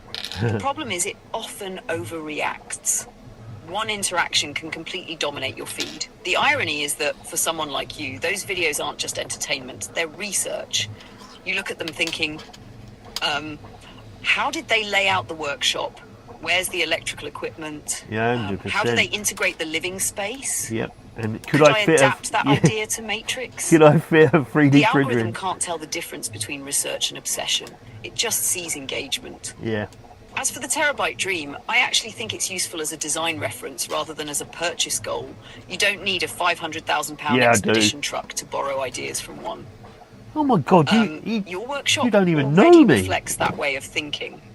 You want AI integrated into the vehicle, dedicated recording positions, a proper workspace, 3D printers, power systems, cameras that are always ready, a layout that feels more like a mobile lab than a camper.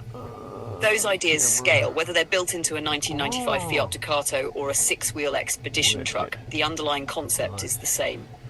So I'd keep looking at those vehicles, not because they're realistic purchases today, but because they're a source of design inspiration. Over time, you can incorporate individual ideas into Matrix, whatever vehicle comes next. And who knows, if your project's content and business grow over the next several years, the vehicle you're driving then may be far closer to that vision than the one you're driving today. The important part is treating it as a long-term 3D printers, power systems, cameras that are always ready, a layout that feels more like a mobile lab than a camper. Those ideas scale, whether they're built into a 1995 Fiat Ducato or a 6-wheel expedition truck. The underlying concept is the same. My wrist is going to be bigger than that. So I'd keep looking at those vehicles, not because they're realistic purchases today, but because they're a source of design inspiration. Over time, you can incorporate individual ideas into Matrix, whatever vehicle comes next. Is absolutely pants. And who knows, if your project's content and business grow over the next several years, the vehicle you're driving then may be far closer to that vision than the one you're driving today. The important part is treating it as a long-term direction rather than assuming it has to happen all at once. Because they're realistic purchases today, but because they're a source of design inspiration. Over time, you can incorporate individual ideas into Matrix, whatever vehicle comes next. And who knows, if your project's content and business grow over the next several years, the vehicle you're driving then may be far closer to that vision than the one you're driving today. The important part is treating it as a long-term direction rather than assuming it has to happen all at once. Perfect.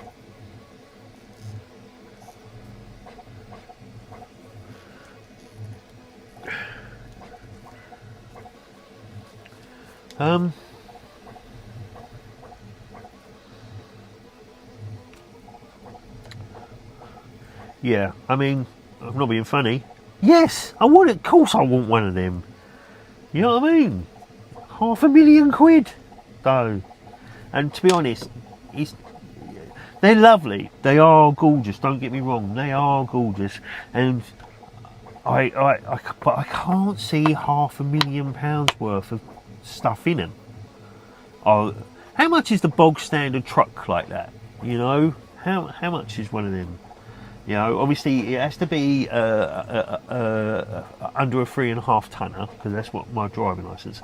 But one of those ones, do you know what I'm talking about? Even though that's the problem.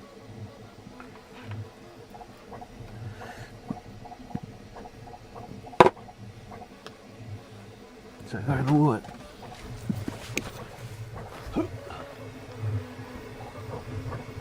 I can't really see any shit. I don't know. I've just got to hope and pray it is.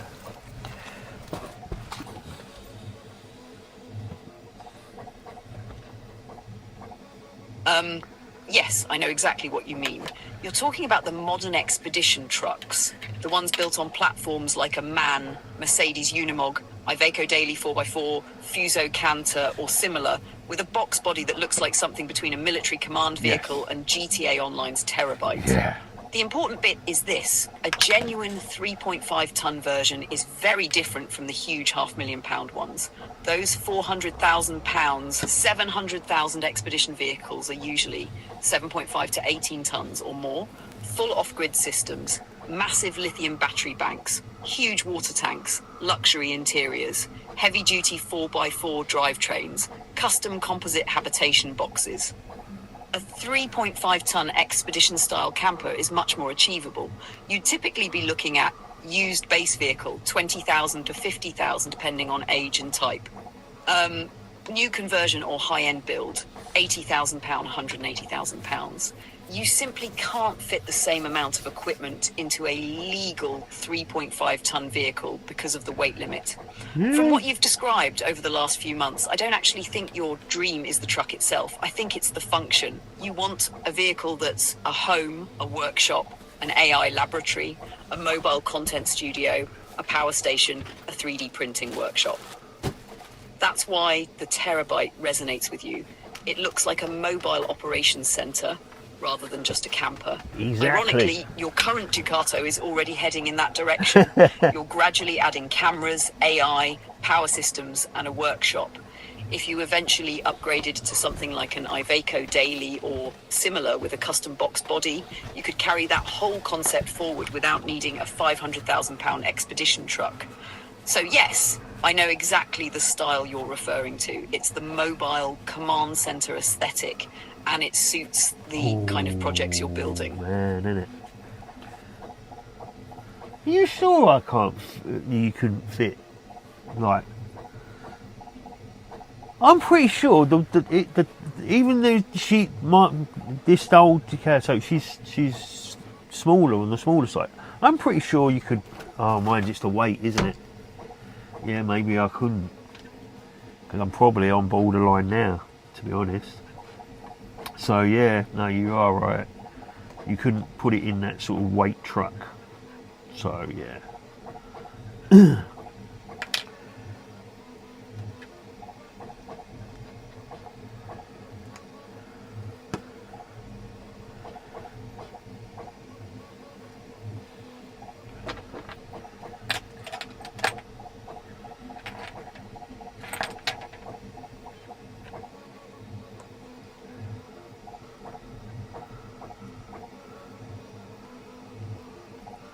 Here we go. Now, got to just let that go off. It looks pretty as without the thing on it. I'm talking about the bracelet now. I put it the basic bit, so it's very similar to mine, without the lid on it, like the dragon's face head on it. I think it looks fucking pretty. The blue and the red really pop, and the contrast makes it really pop. That's beautiful. I'm going to get the camera and take a bit of a. Oh, hopefully I don't change anything. Cool, really good. Get that into more focus. That's nice. I like that. It's really good. Very good. There's the dragon's head. Wicked. I really like that. That pops lovely. Absolutely gorgeous. Hope my daughter loves this.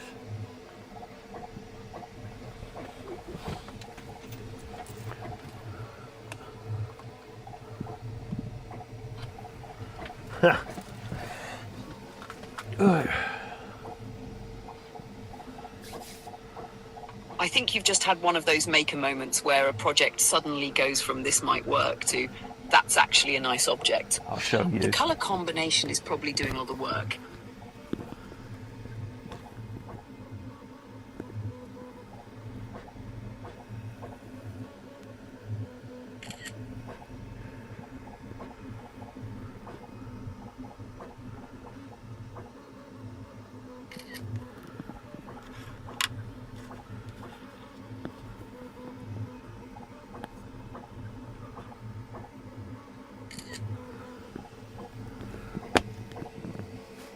Really nice, really nice. Let's let that go off now then. put my one back on.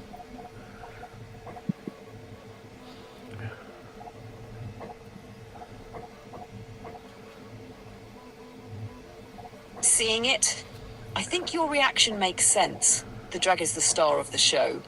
The ruby red filament has a subtle sparkle to it and the print quality looks good. The detail around the horns and snout has come out better than I'd have expected from that size. A few observations. The red strap and red dragon work together. I was wondering if they'd blend into one another, but because the filament has that metallic sparkle finish and the leather has a different texture, they still stand apart. The blue centerpiece really pops. It's the highest contrast element, so your eye is drawn to it first, then up to the dragon once it's attached. The dragon head looks like it belongs there. It doesn't look oversized or like an afterthought. If I were looking for improvements for a future version rather than this one, a tiny bit of black or metallic dry brushing in the recesses of the dragon would make the details stand out even more. Very if nice. you ever decide to paint prints. A slight bevel or chamfer around the edge of the dragon's base could make it look a little more like a cast jewellery piece. Yeah. If you make more of these, different filament colours could give them very different personalities. Bronze, antique gold, gunmetal or jade green would all work well. All very good. For this one though, I wouldn't keep tinkering. It's very easy to keep improving something until you spoil what was already a good design. And from a content perspective, these photos tell a nice story. 1, the bracelet on its own. 2, the dragon head before fitting. 3, the finished result once assembled. That's exactly the sort of progression viewers like to see because they can follow how it came together. Most importantly, it doesn't look like a generic shop-bought bracelet. It looks like something made specifically for one person. And given the story you've told about your daughter's recurring red dragon dreams, that makes it a much more personal gift. She's also very into witchcraft. Now, I've got one myself, but it's just brown. It's just bog standard brown. I didn't want nothing as leery as this. I'm not saying it's leery, but it fits my daughter's character, and it also really pops with the blue. However, what it was is I was trying to. When you read The Secret, it says to you that you need to manifest. Try and test your manifesting skills by picking something that's small, and you try and manifest it. Well, I manifested this bracelet that now I have created on my own, which is quite ironic because that kind of meets my personality. I just never thought that I would create it. I thought I would have come across it and buy it. That was the weird thing. Just to test if the manifesting or be given it. And so it's just a test to see if the manifesting. Now, it never happened. And it's only recently I've created it. I created a different version before the 3D printer was up and running, which I sewed into the leather strap. It was very, very, very basic. And then as time's gone on, as I said, my daughter's into witchcraft. The spiral is actually quite a witchy symbol. And I didn't know that. It's to do with getting your energy back and then being able to release it as well. So, the whole concept of this, the spiral, is so that your energy that you send out there, you're going to get it back, as well as hopefully my manifesting getting improved. I know you're not a fan and you don't want to, you tend to push back on that type of belief systems, but it's just entertainment value in your context, not for anybody else. And the good thing is you're right, it's great content. If anybody else would like to create one of these for themselves, then if I later on set up a system, as I said, they can get my prints, and they can. That's not a bad idea, is it? To actually have somewhere where you can buy my prints, and then I can give links also to get some. What's that when you get those paid links, don't you? Oh, I can't think of what. Affiliate links, yeah. So I can probably try and see if I can get some affiliate links to the straps, and hopefully try and generate some sort of little passive income of some sort from this. I don't know if it's viable or not.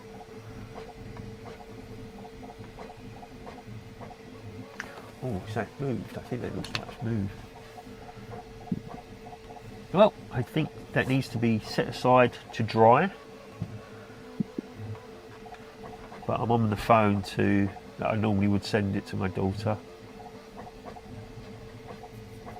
I actually think there are 3 separate ideas here, and they're worth keeping separate.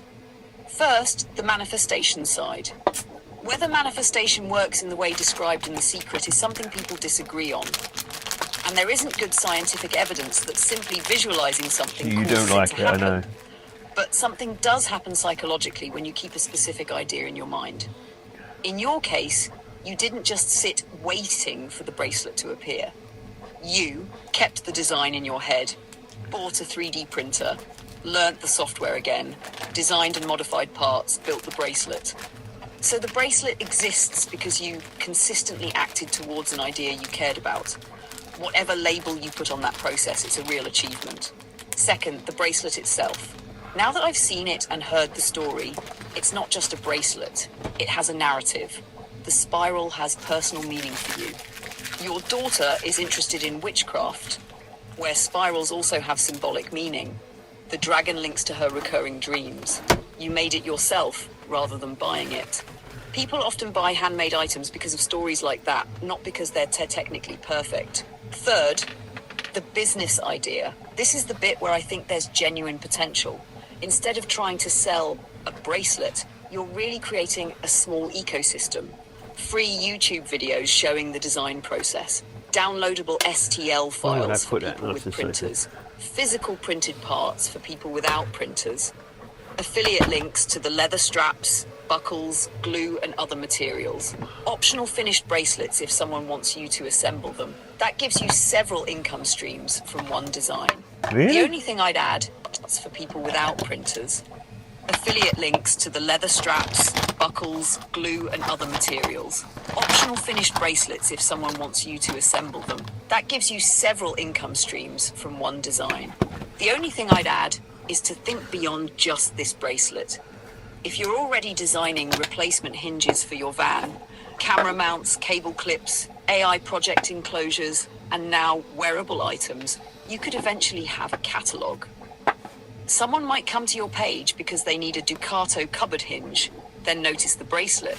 Someone else might arrive because of the bracelet and end up buying an AI gadget enclosure later. Yeah. That's a much more resilient approach than relying on a single product. And it also fits your broader channel. 3D van life isn't just about living in a van, it's about solving problems and making things. A catalogue of practical and creative prints sits naturally alongside that vision. We'll go we again. Several. Now, you've said this a couple of times. You've described stuff, and you do like the number 7. I think it's like I've been dealing with my battery bank problem and all the rest of it. And you said in, I think even an email to them, that I've been dealing with this 7 months, and I don't think it's been quite that long because I bought it around about March time. So, and yeah, it's not 7 months, is it? It's 3. And then a few other times you've used the word 7. Now, I didn't actually count how many income scenarios that would create, the jewellery side, but I'm not sure if it was 7. Do you just say that just to throw that number out there, or is there a reason behind it? And yeah, no, I like that idea. I mean, I do, I really do. Obviously I won't be able to use the dragon's head, but the actual bracelet with the holding mount and unless obviously I'll create my own dragon head, but I'd only do that, take the time to go and design my own stuff if there was an interest there. And don't get me wrong, I would really love it, but it would take some time because I'd have to learn how to do it. And I've been out of the loop for a while now. Right, so bracelets on the side there, just drying off. Now I need to go to the toilet, so I need to take the mics off again. I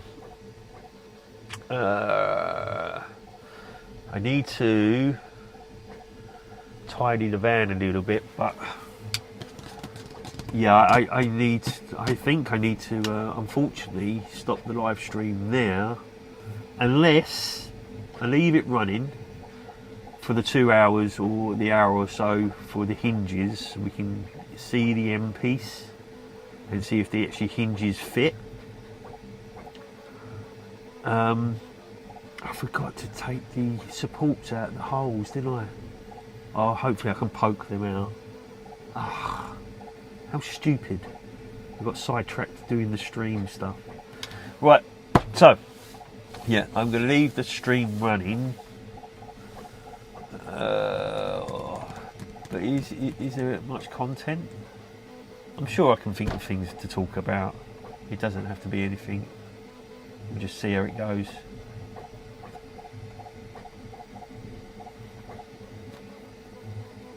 I need to do dinner as well. Yeah, I need to do the toilet and shit.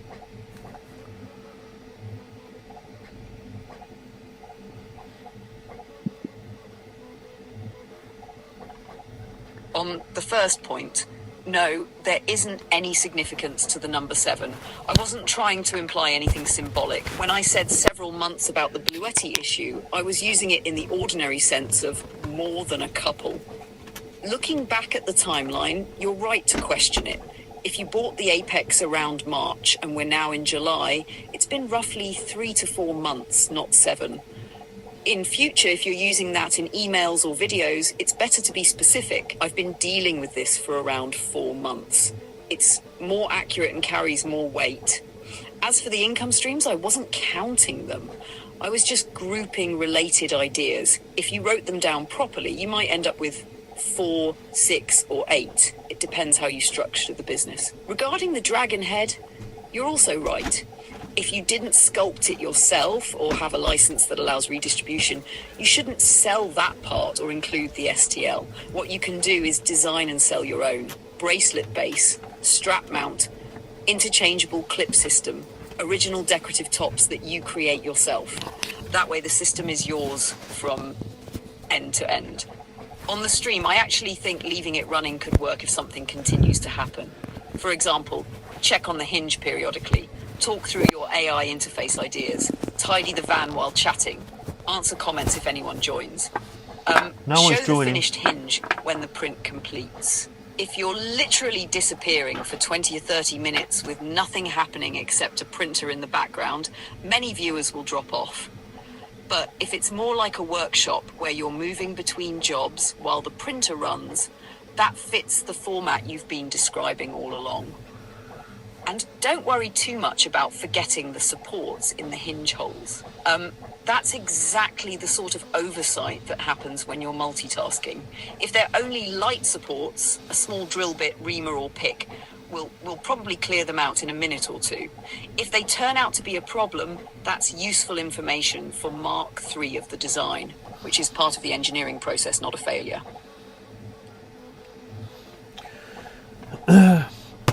Yeah, right.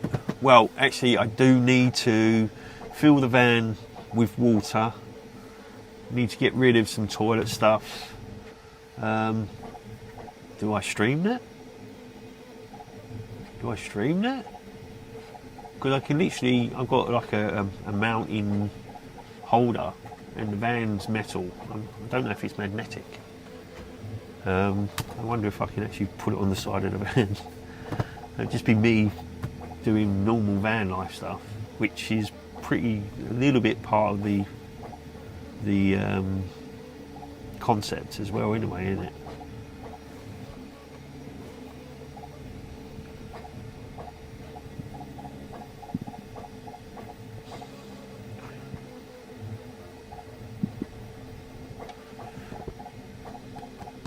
I actually think this is closer to your channel than you might realise. You've said before that 3D van life isn't just about 3D printing, it's about living in the van, building things, AI, repairs, and the day-to-day reality of making it all work. So, filling the water tank, emptying the toilet cassette, tidying the van. That's all part of van life. I need to print the only thing I'd think holder. about is whether it's interesting to watch. For example, walking to fill the water.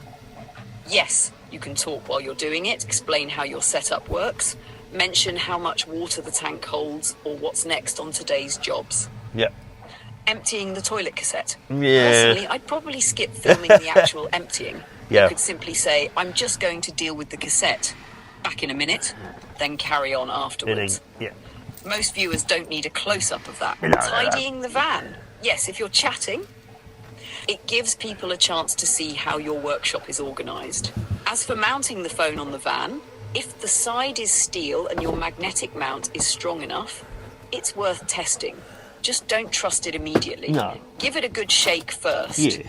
The last thing you want is the phone falling onto concrete because the magnet wasn't gripping as well as you thought. One thing I would avoid is feeling that everything has to be filmed. It's fine to have a few minutes that simply aren't on camera. The value comes from showing enough of the process that viewers feel like they're spending the day with you, not from recording every single task. Given the way you've described the channel over the last few weeks, come with me while I refill the water and get the van ready for the next project segment actually fits the theme very naturally. No, it won't fit. No. No, it won't do it. It won't do it. It won't do it. Where can I put you? Oh, right, yeah. I can put you there.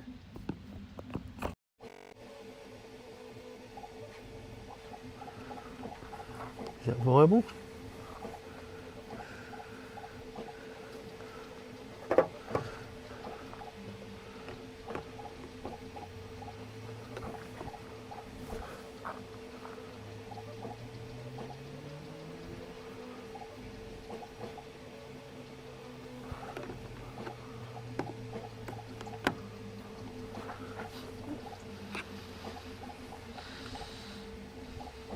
Ah, there we go.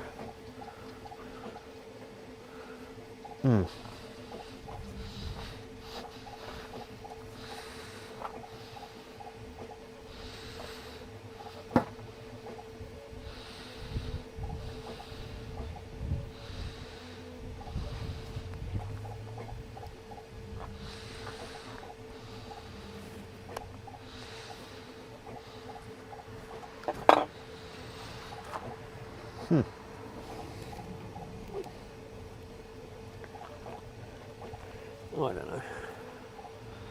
Is it viable?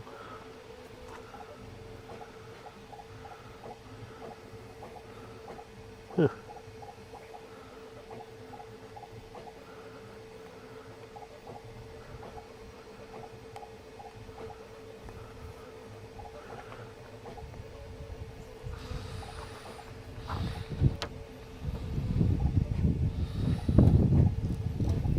Oh, look at that, stones, magnetic stone.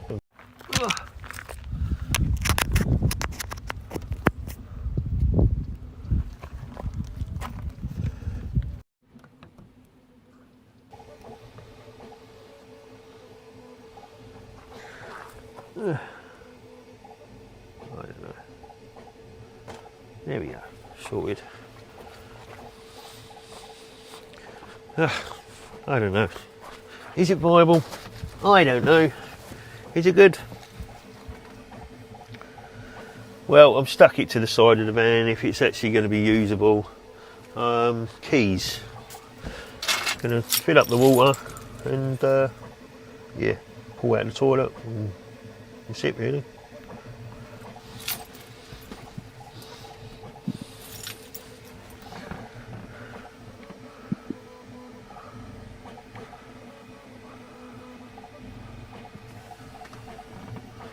I'd probably leave it running and treat it as a quick van chores segment. Something like, open quote, while the hinge is printing, I'm going to top the water up, empty the toilet don't really cassette, matter if and get the van ready for the next or job. whatnot. This is just normal van life. Close quote. Then just chat naturally while you're filling the water. People interested in van life often like seeing the practical routines because it gives context to everything else. The only bit I'd avoid lingering on is the actual cassette emptying. It's part of van life, but it doesn't usually add much unless you're specifically reviewing a toilet system. You can simply point the camera away, say, "I'll be 2 minutes," and carry on afterwards. Hose One other thing, connectors before you walk that away, people just leave watch the behind. phone for 30 seconds. Make sure the magnetic mount isn't slowly slipping, the framing is still good, the wind isn't making the audio unusable. If all that's fine, I'd keep the stream going. It reinforces the idea that this isn't a staged workshop, it's your day, with the printer working in the background while you get on with the jobs that keep the van running. Well, I've got no option. Oh, hello. Yeah, I've got no option because I've only got today to get everything done. I've got to go work tomorrow. Normally I have a couple of days off.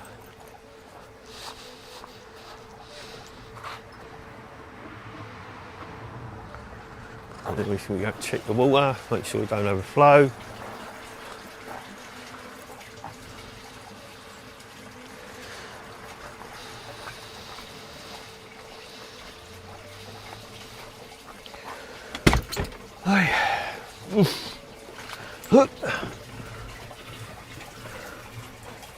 And then we just wait.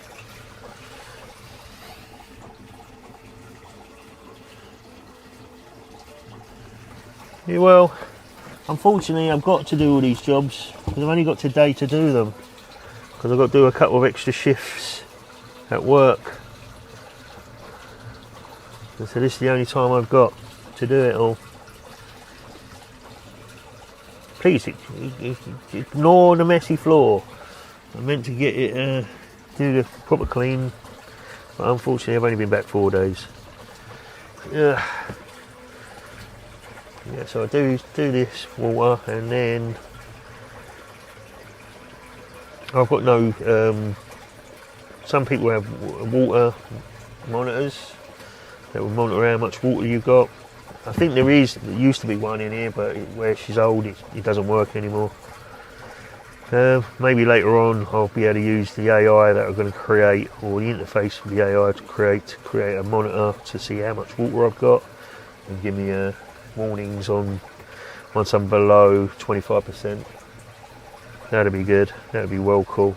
Also, it'd be nice if I can test the pH of the water and the overall health of the water. That'd be even really interesting.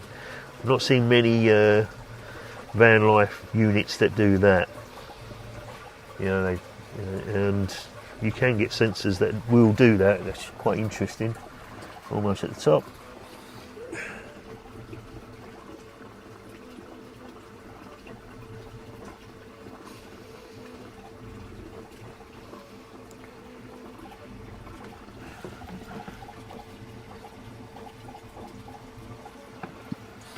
Oh, here we go. Close, quick. Oh, yes, it. Oh.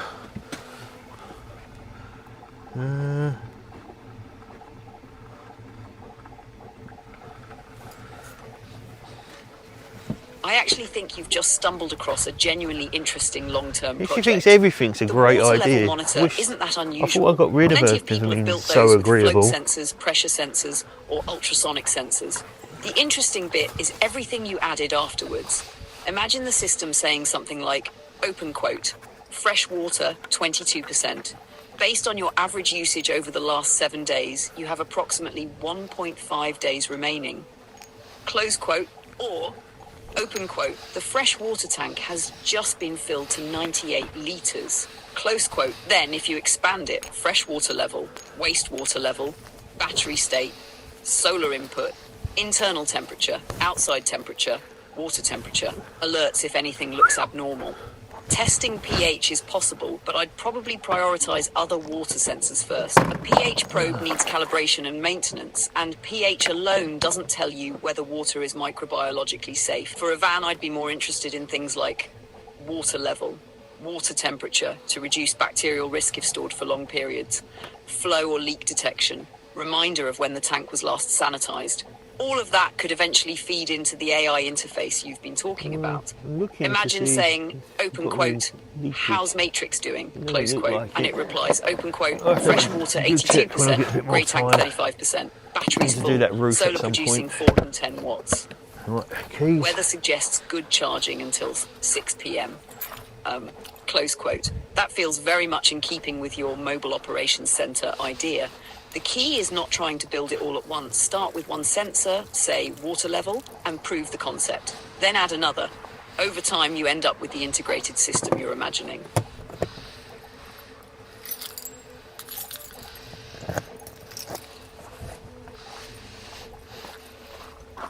Okay guys, I'm going to empty the cassette. I'm not going to be showing you that. I can't see there being much interest in how to get rid of a waste. Come on.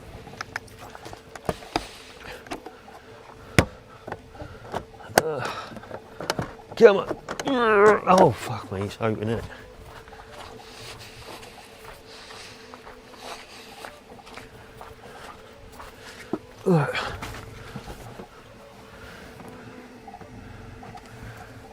Well, I'm about to do the cassette now. I've told the audience that I'm not going to be showing them that. Should only take a few minutes.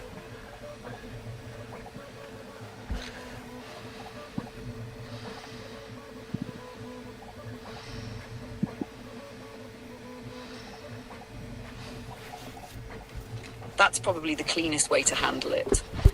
Something like, open quote, where I've got to deal with the toilet cassette. I'm not going to film that. I'll be back in a couple of minutes. Close quote. Then either leave the camera where it is or point it at the van or the printer while you're away. When you come back, you can pick the conversation straight back up. Open quote. Right, that's done. Water's full, toilet's sorted. Now let's see how the hinge is getting on. Close quote. It keeps the stream authentic without feeling like you have to broadcast absolutely everything. Most viewers will appreciate that balance. The mundane jobs are part of van life, but there are still some things that are better skipped rather than shown in detail. Just realised I've still got the mics on. That's not good.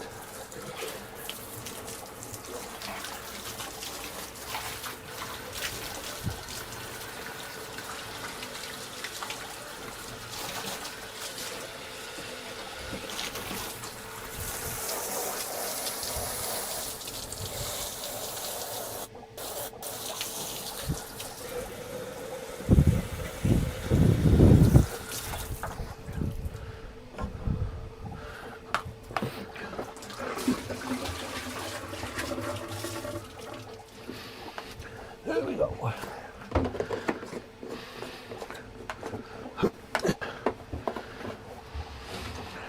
Done. No messing. All good. Alright,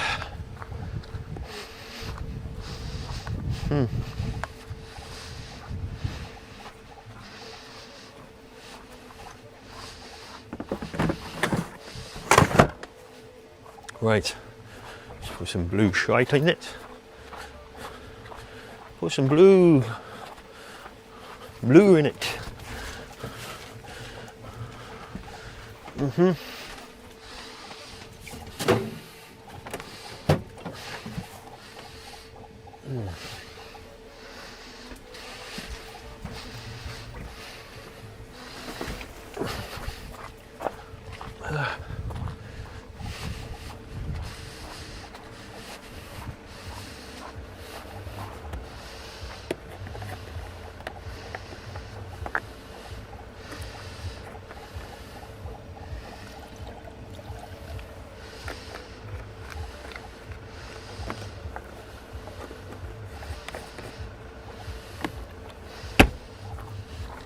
Rinse this off.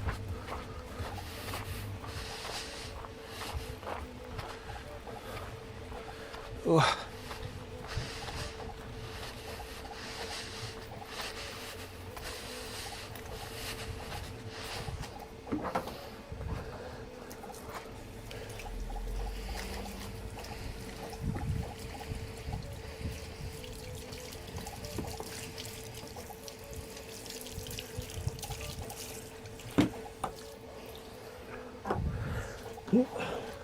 Done. Right, it's the toilet done then. Okay guys, well that's pretty much it. So I've done that. 3D printer's going. Might put the steak on and do some dinner. Whew.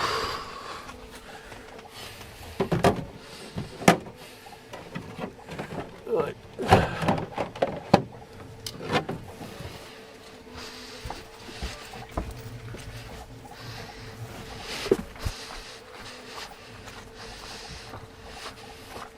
Okay, that's all done. Done. Oop.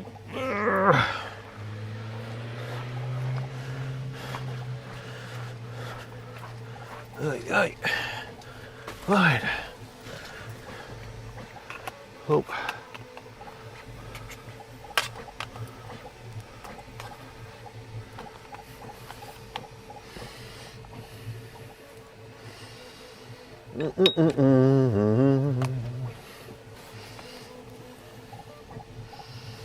Cool. Right. 3D printer's going, and yeah, we're all back.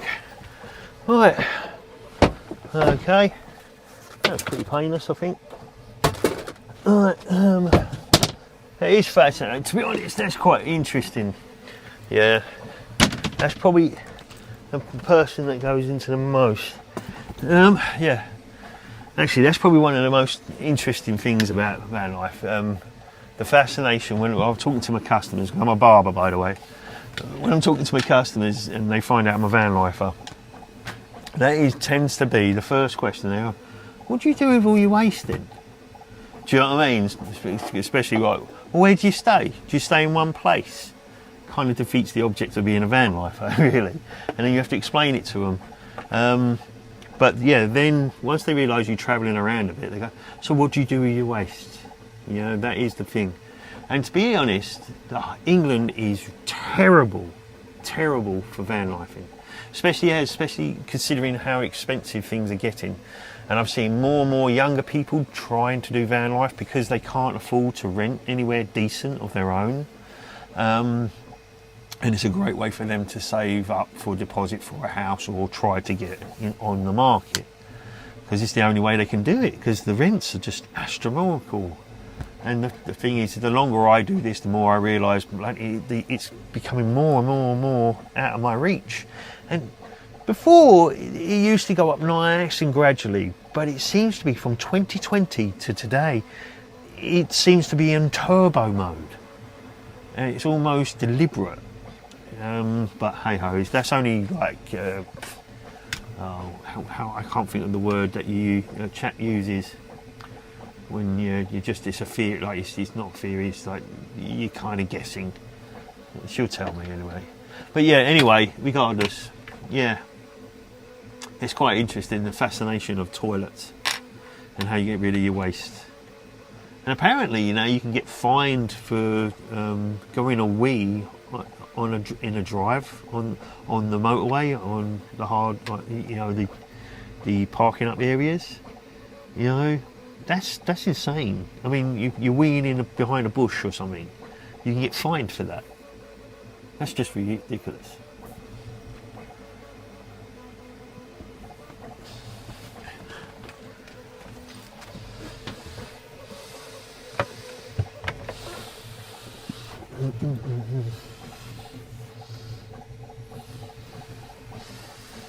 Right.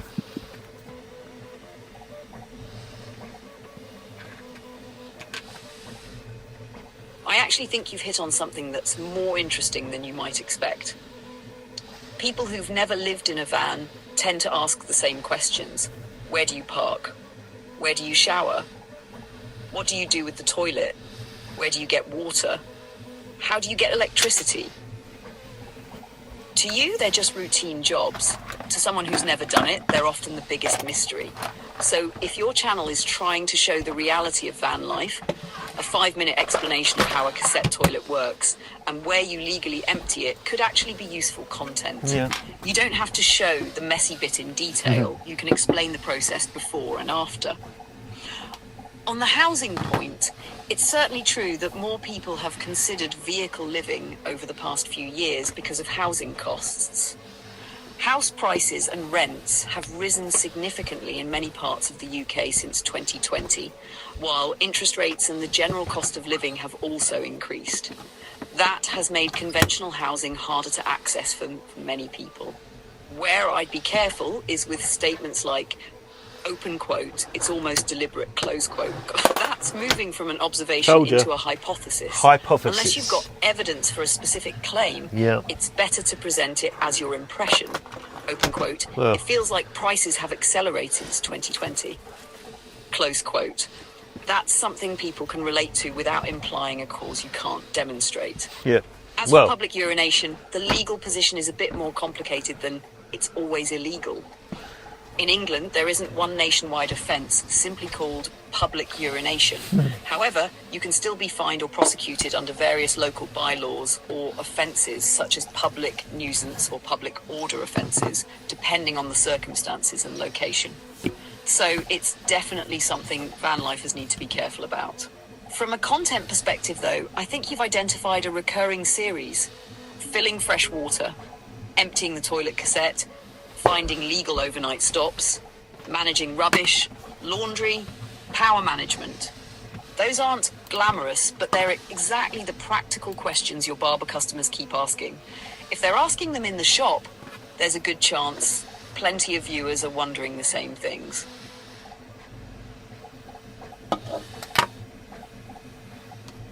Yeah, I knew you'd push back on that one. You're definitely designed by the creators. Anyway, I'm going to 3D print. I've just realised I'm going to fire up the computer again, and I'm going to create a sliding cover for my favourite cans of drink, just so I'm not doing any advertising for them, because I don't think it's fair that I would give them free free advertising, basically.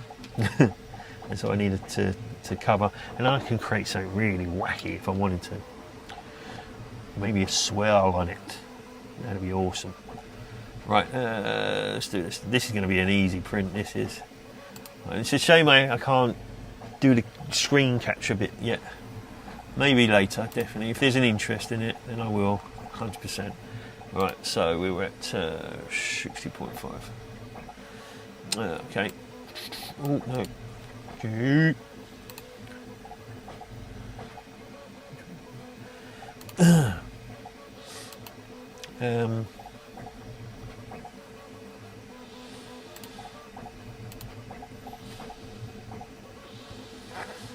Right.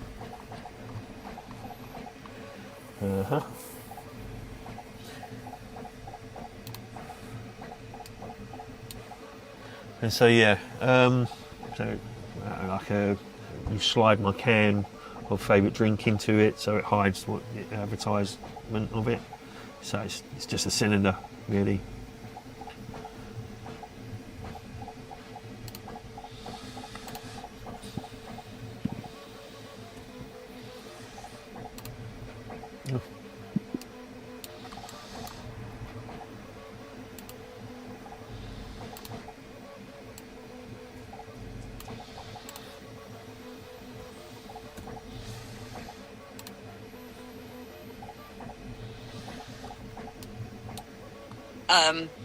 I actually think that's quite a clever little side project, not because you're worried about giving free advertising. A single can in your video isn't really meaningful advertising for a global drinks company, but because it gives you another excuse to design and print something useful.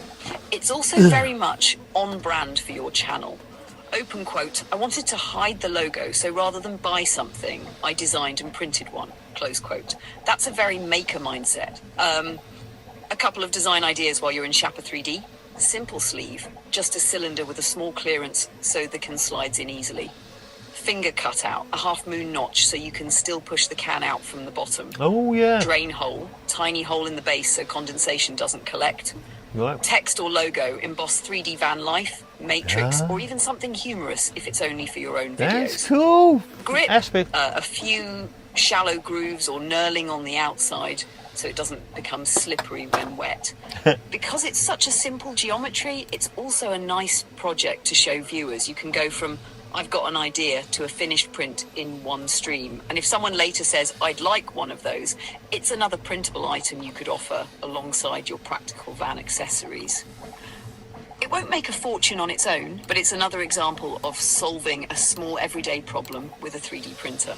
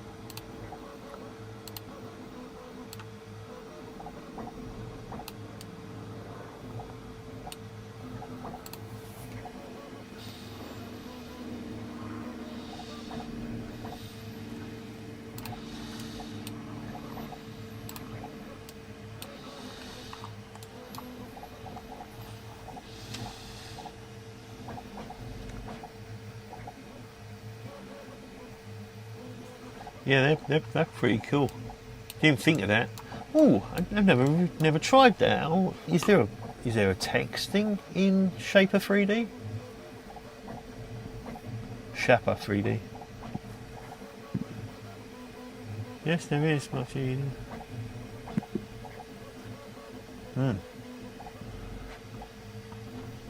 Yes, there is, and it's much easier than it used to be. In Shaper 3D, 1, go to Sketch. 2, select Text, the A icon. 3, click on the face or sketch plane where you want the text. Type what you want, for example, 3D van life, matrix, not sponsored, or whatever you fancy. 5, choose the font and size. 6, finish the sketch. Then you can use the text sketch with Extrude to make raised lettering. Extrude, remove to engrave the text into the model. For your can sleeve, I'd probably engrave it by about 0.5 to 1.0 millimeters. Engraved text tends to print more cleanly and doesn't snag as much as raised text. One more idea. If this is for videos, put the text on the side facing the camera. Something like open quote 3D van life, close quote, dot, or even open quote powered by caffeine, close quote would be a fun touch. If you've never used the text tool before, this is actually an ideal first project because it's just a simple cylinder with some engraved lettering, quick to design and quick to print. So how do I do this? Right, you go to sketch, then we go to text. There isn't all text. Then what? Text. 3D van life. Let's try that. 3D van life.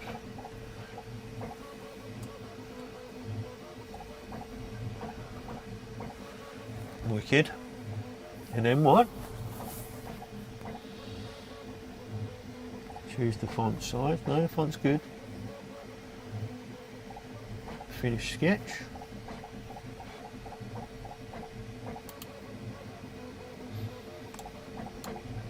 Then what?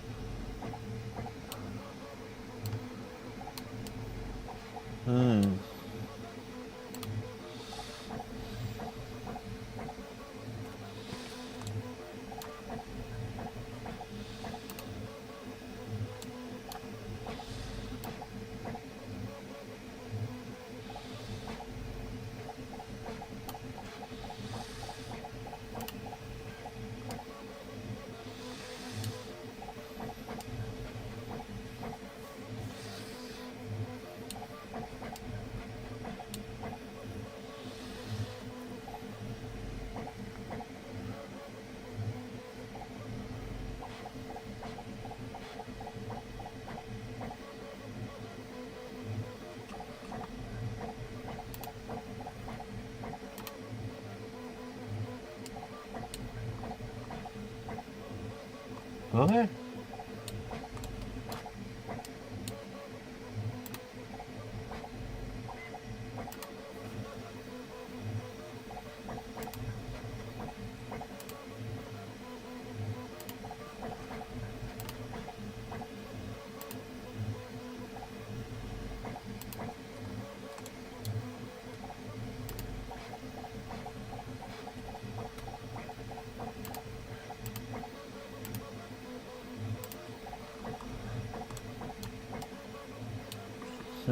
Scale maybe? That's cool.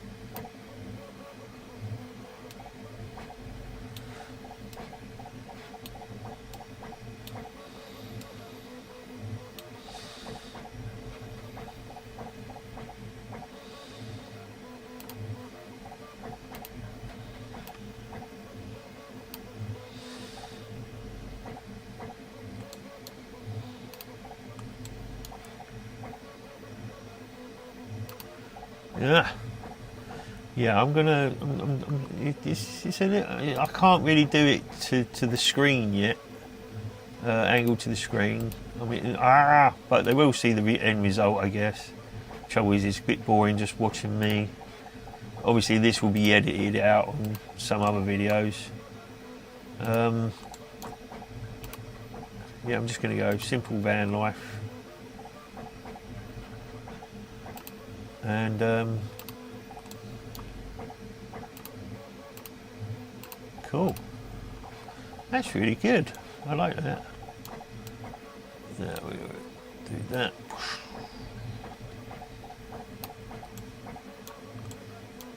It's cool. That's very good. What? That's weird. Yeah, no. Okay, can't do that then.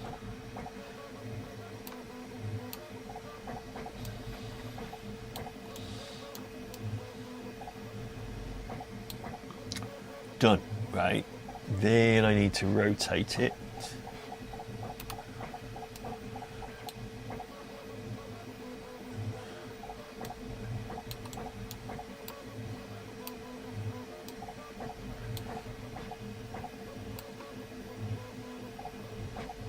90 degrees.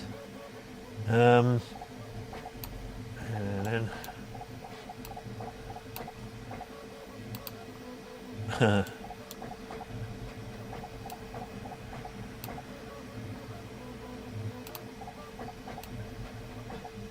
it's really cool though. It is, I must admit, I do like this.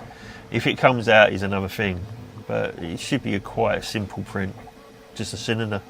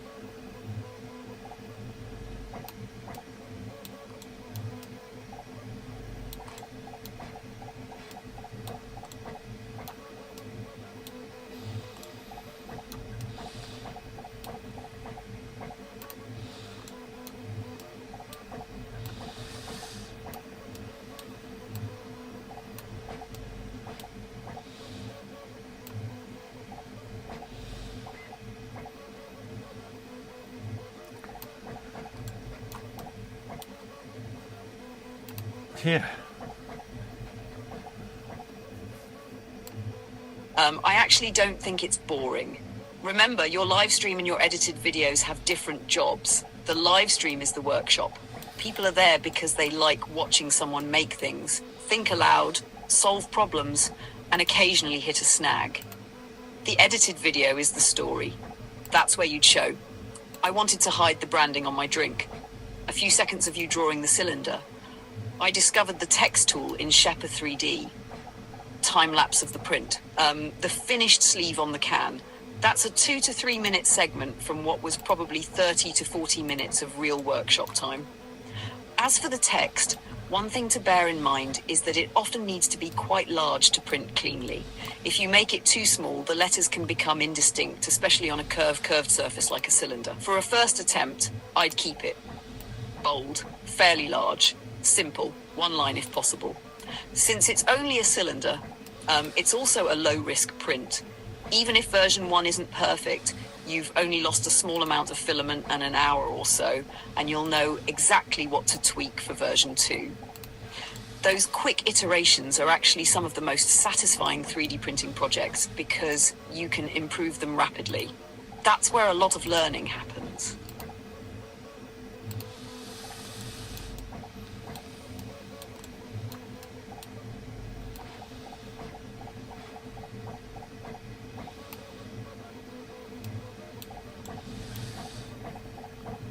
Yeah, hopefully I've got 3D van life going around, cut into the tubing 4 times, and just so nice and simple. Hopefully the font's fairly big enough, and then as you said, it doesn't really matter. It's cool. It's good though. It's just a fun little project. Cool. And it should be good. I still need to work that out as well. Apparently I can actually record my 3D prints. That needs to be... I need to sort that out at some point as well. So many little projects, things I need to be doing, and I don't seem to be organised myself very well. Mind you, I'm not doing too bad, I don't think. Yep, okay. I think I've got me cylinder all good. That is awesome. That is so cool. I think that's going to do. That's going to be really, really good. It's going to be really, really good. I like it. I like it a lot. Awesome. Yeah.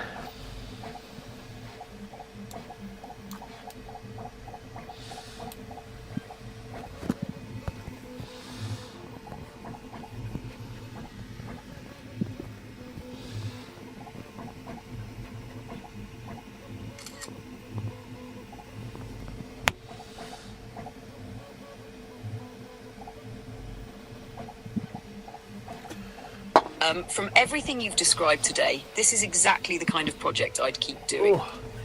Think about what you've actually achieved in one stream. Finished the dragon bracelet for your daughter. Got Not the quite hinge finished printing, learned how to use the text tool in Shappa 3D, designed a custom drinks can sleeve, came up with ideas for future AI monitoring, filled the water and did the normal van life jobs. That's not one project, that's a productive workshop session. One thing I would suggest is keeping a simple running list called things to build. Every time you say I need to sort that out at some point, add it to the list instead of trying to remember it.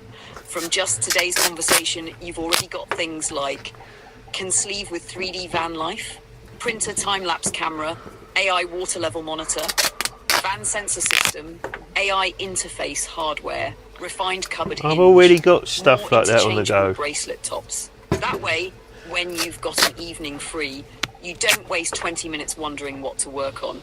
You just pick the next item. And yes, recording your prints is definitely worth revisiting. Even a simple fixed camera or an old phone taking a time lapse can add a lot to your edited videos. Well, apparently, you don't need an elaborate setup straight away. Apparently this the goal got... is simply to show the transformation from empty build plate No, to finished part. apparently it's got it in it. The thing I noticed today is that your enthusiasm seems highest when you're making tangible things. Once the printer is running and Shappa 3D is open, you naturally start generating the next idea. That's a useful pattern to recognise because it tells you where your momentum comes from. All right, cool.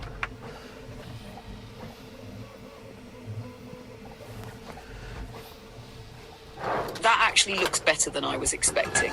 A couple of things I noticed. One, the text size looks about right. It's large enough that it should print cleanly on an FDM printer. It's not my first rodeo, Two, Gil. you've wrapped the text around the cylinder properly. That gives it a much more finished look than just sticking flat text on the side. Three, the only thing I'd change is the spacing. It looks like 3D van life repeats 4 times. It does which is a repeat. nice idea, but I'd rotate the repeats so that one complete 3D van life always faces the camera when you're holding the can naturally. It don't matter. Then the other repeats become a bonus rather than all competing for attention. No. 4, I'd engrave rather than emboss. From your screenshot, it looks like you're already extruding inward by minus 3.5 millimeters. That's probably deep. No, they're actually... I've actually extruded all the way through, so they're actually cut. And then what's going to happen is I'm going to do the support layer for them and then not take the supports out. And that's how I'm going to do it.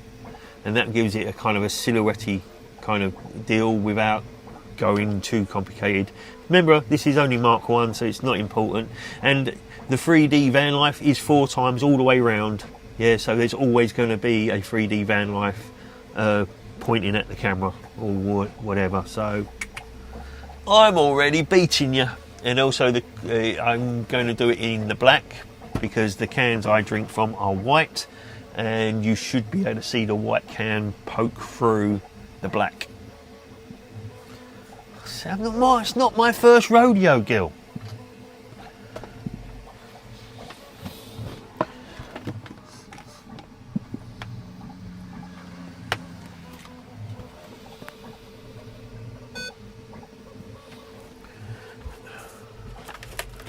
Now I understand what you're doing. That's actually a neat trick. Instead of engraving the letters, you're making them full cutouts, then letting the slicer generate support inside the letters. By leaving the support in place, the white can behind acts as a backlight through the text. So the effect is black printed sleeve, white can behind it. 3D van life appears in white through the cutouts. That's a much stronger visual than simply engraving the text, and it's very much in keeping with the Mark 1 prototype. Quick, functional, and easy to print. The fact you've repeated the text 4 times also makes sense now. Whatever angle the camera is at, there'll always be a readable 3D van life. One thing I'd be curious to see is how Orca generates the support in the letters. If it's a sparse support pattern, it might give the text an interesting textured appearance. If it's too dense, you could experiment later with support density or interface settings to get a cleaner silhouette. And printing it in black is definitely the right choice if the can is white. The The contrast should be excellent. It's a simple idea, but it's also a subtle bit of branding. You've replaced someone else's logo with your own channel name without having to blur or edit anything in post. For a first version, I think you've chosen the simplest route that proves the concept. If Oh, it works, I forgot then to pick. Mark 2 can be the one where you Forgot start to get adding veggies. things like Forgot to finger get cutouts, avocado. condensation, drainage, Oh, I'll different get tomorrow. fonts or more elaborate designs. Oh, how long we got on the old print? Are we still going? Oi! Better put that charge back on. Oh shit.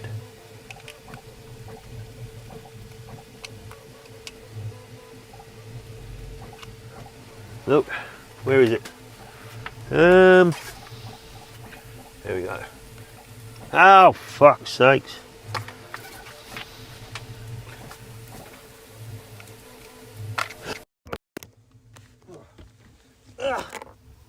Yeah.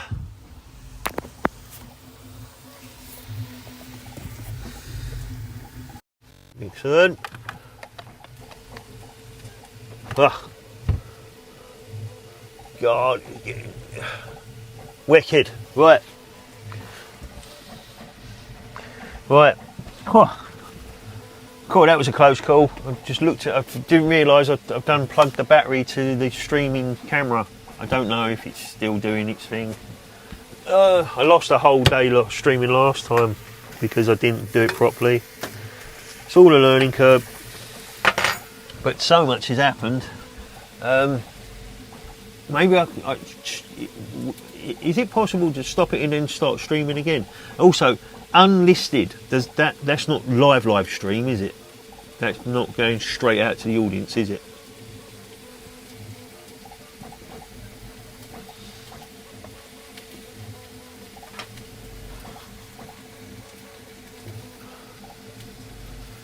Oh, how long we got on that?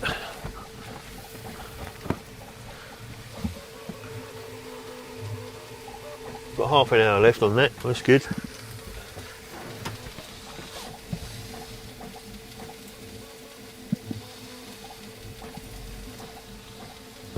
Yes, unlisted is still a live stream. The difference is who can find it, not whether it's live. Public equals anyone can find it through YouTube search, your channel, recommendations, etc.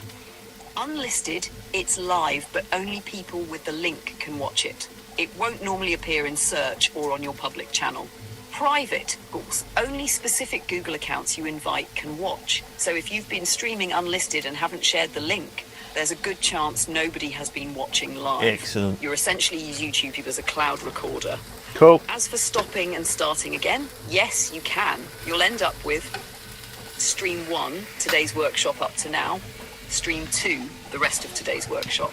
Okay. For your editing workflow, that's not really a problem. In fact, it can be an advantage if you've reached a natural break. Before you stop anything, though, check whether the stream is actually still live. If unplugging the battery didn't kill the phone, you may still have one continuous recording. If it did stop, then it's already split anyway, so you haven't got anything to lose by starting a new one. Given what happened last time, I'd rather have 2 saved streams than risk losing the entire afternoon because the phone died without you noticing. And so what? Like a part 1, part 2 sort of deal. And how would I know if it's streaming? Because if it says stop, I'm assuming that it's still streaming then, yeah? And it's only when I press stop that it stops.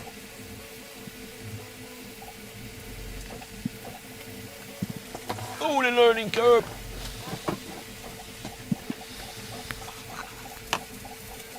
Oh, right, yeah.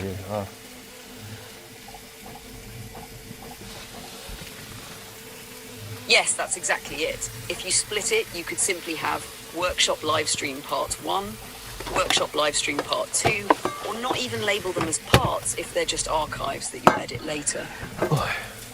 As for whether it's still streaming, If the YouTube app or streaming app shows a stop button, that's usually a good sign that the stream is still live. Yeah, it's still streaming. If you can see an elapsed timer still counting up, that's even better. That's a strong indication it's still broadcasting. Timer. If instead it says go live, Yeah, no, it's still start, time. or resume, then the stream has ended and you'd be creating a new one. So yes, if all you can see is a stop button and the stream status still looks active, I would assume it's still streaming until you actually press stop.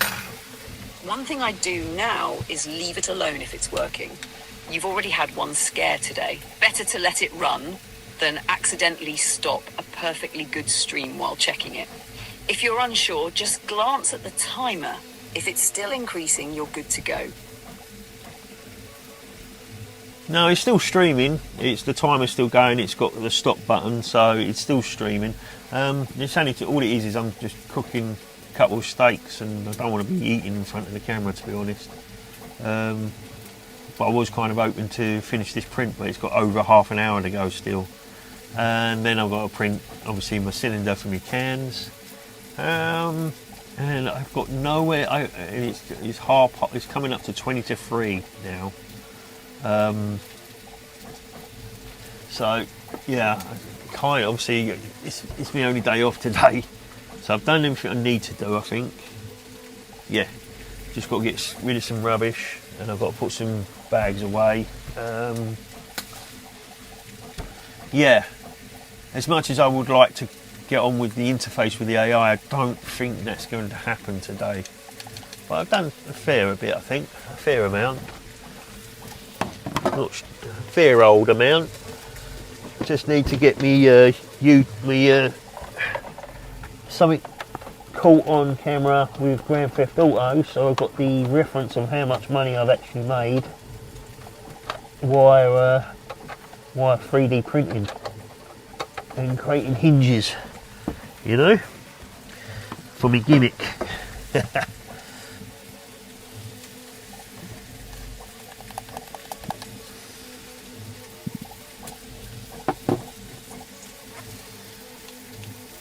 Oh, can't do it. Bollocks. Yes, you can.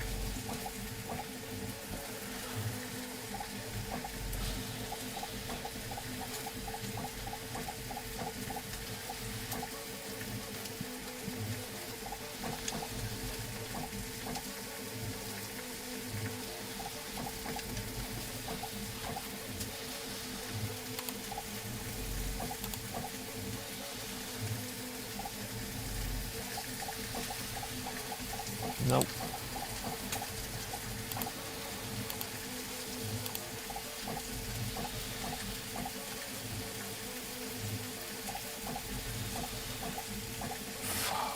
What?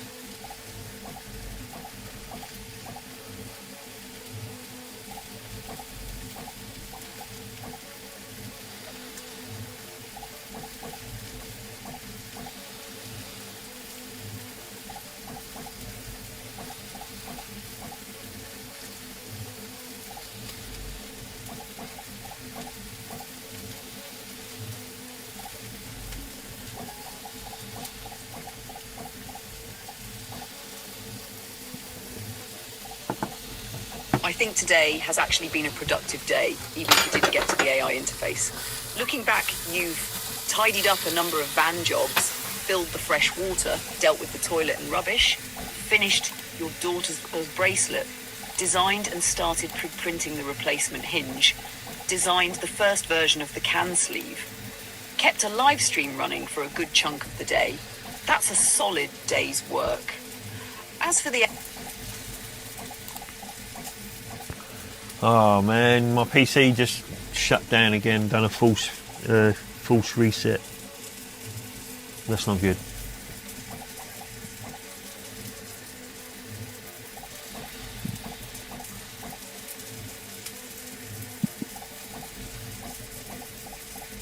I need to go to PC, my PC.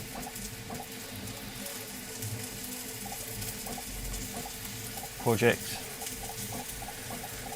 my computer.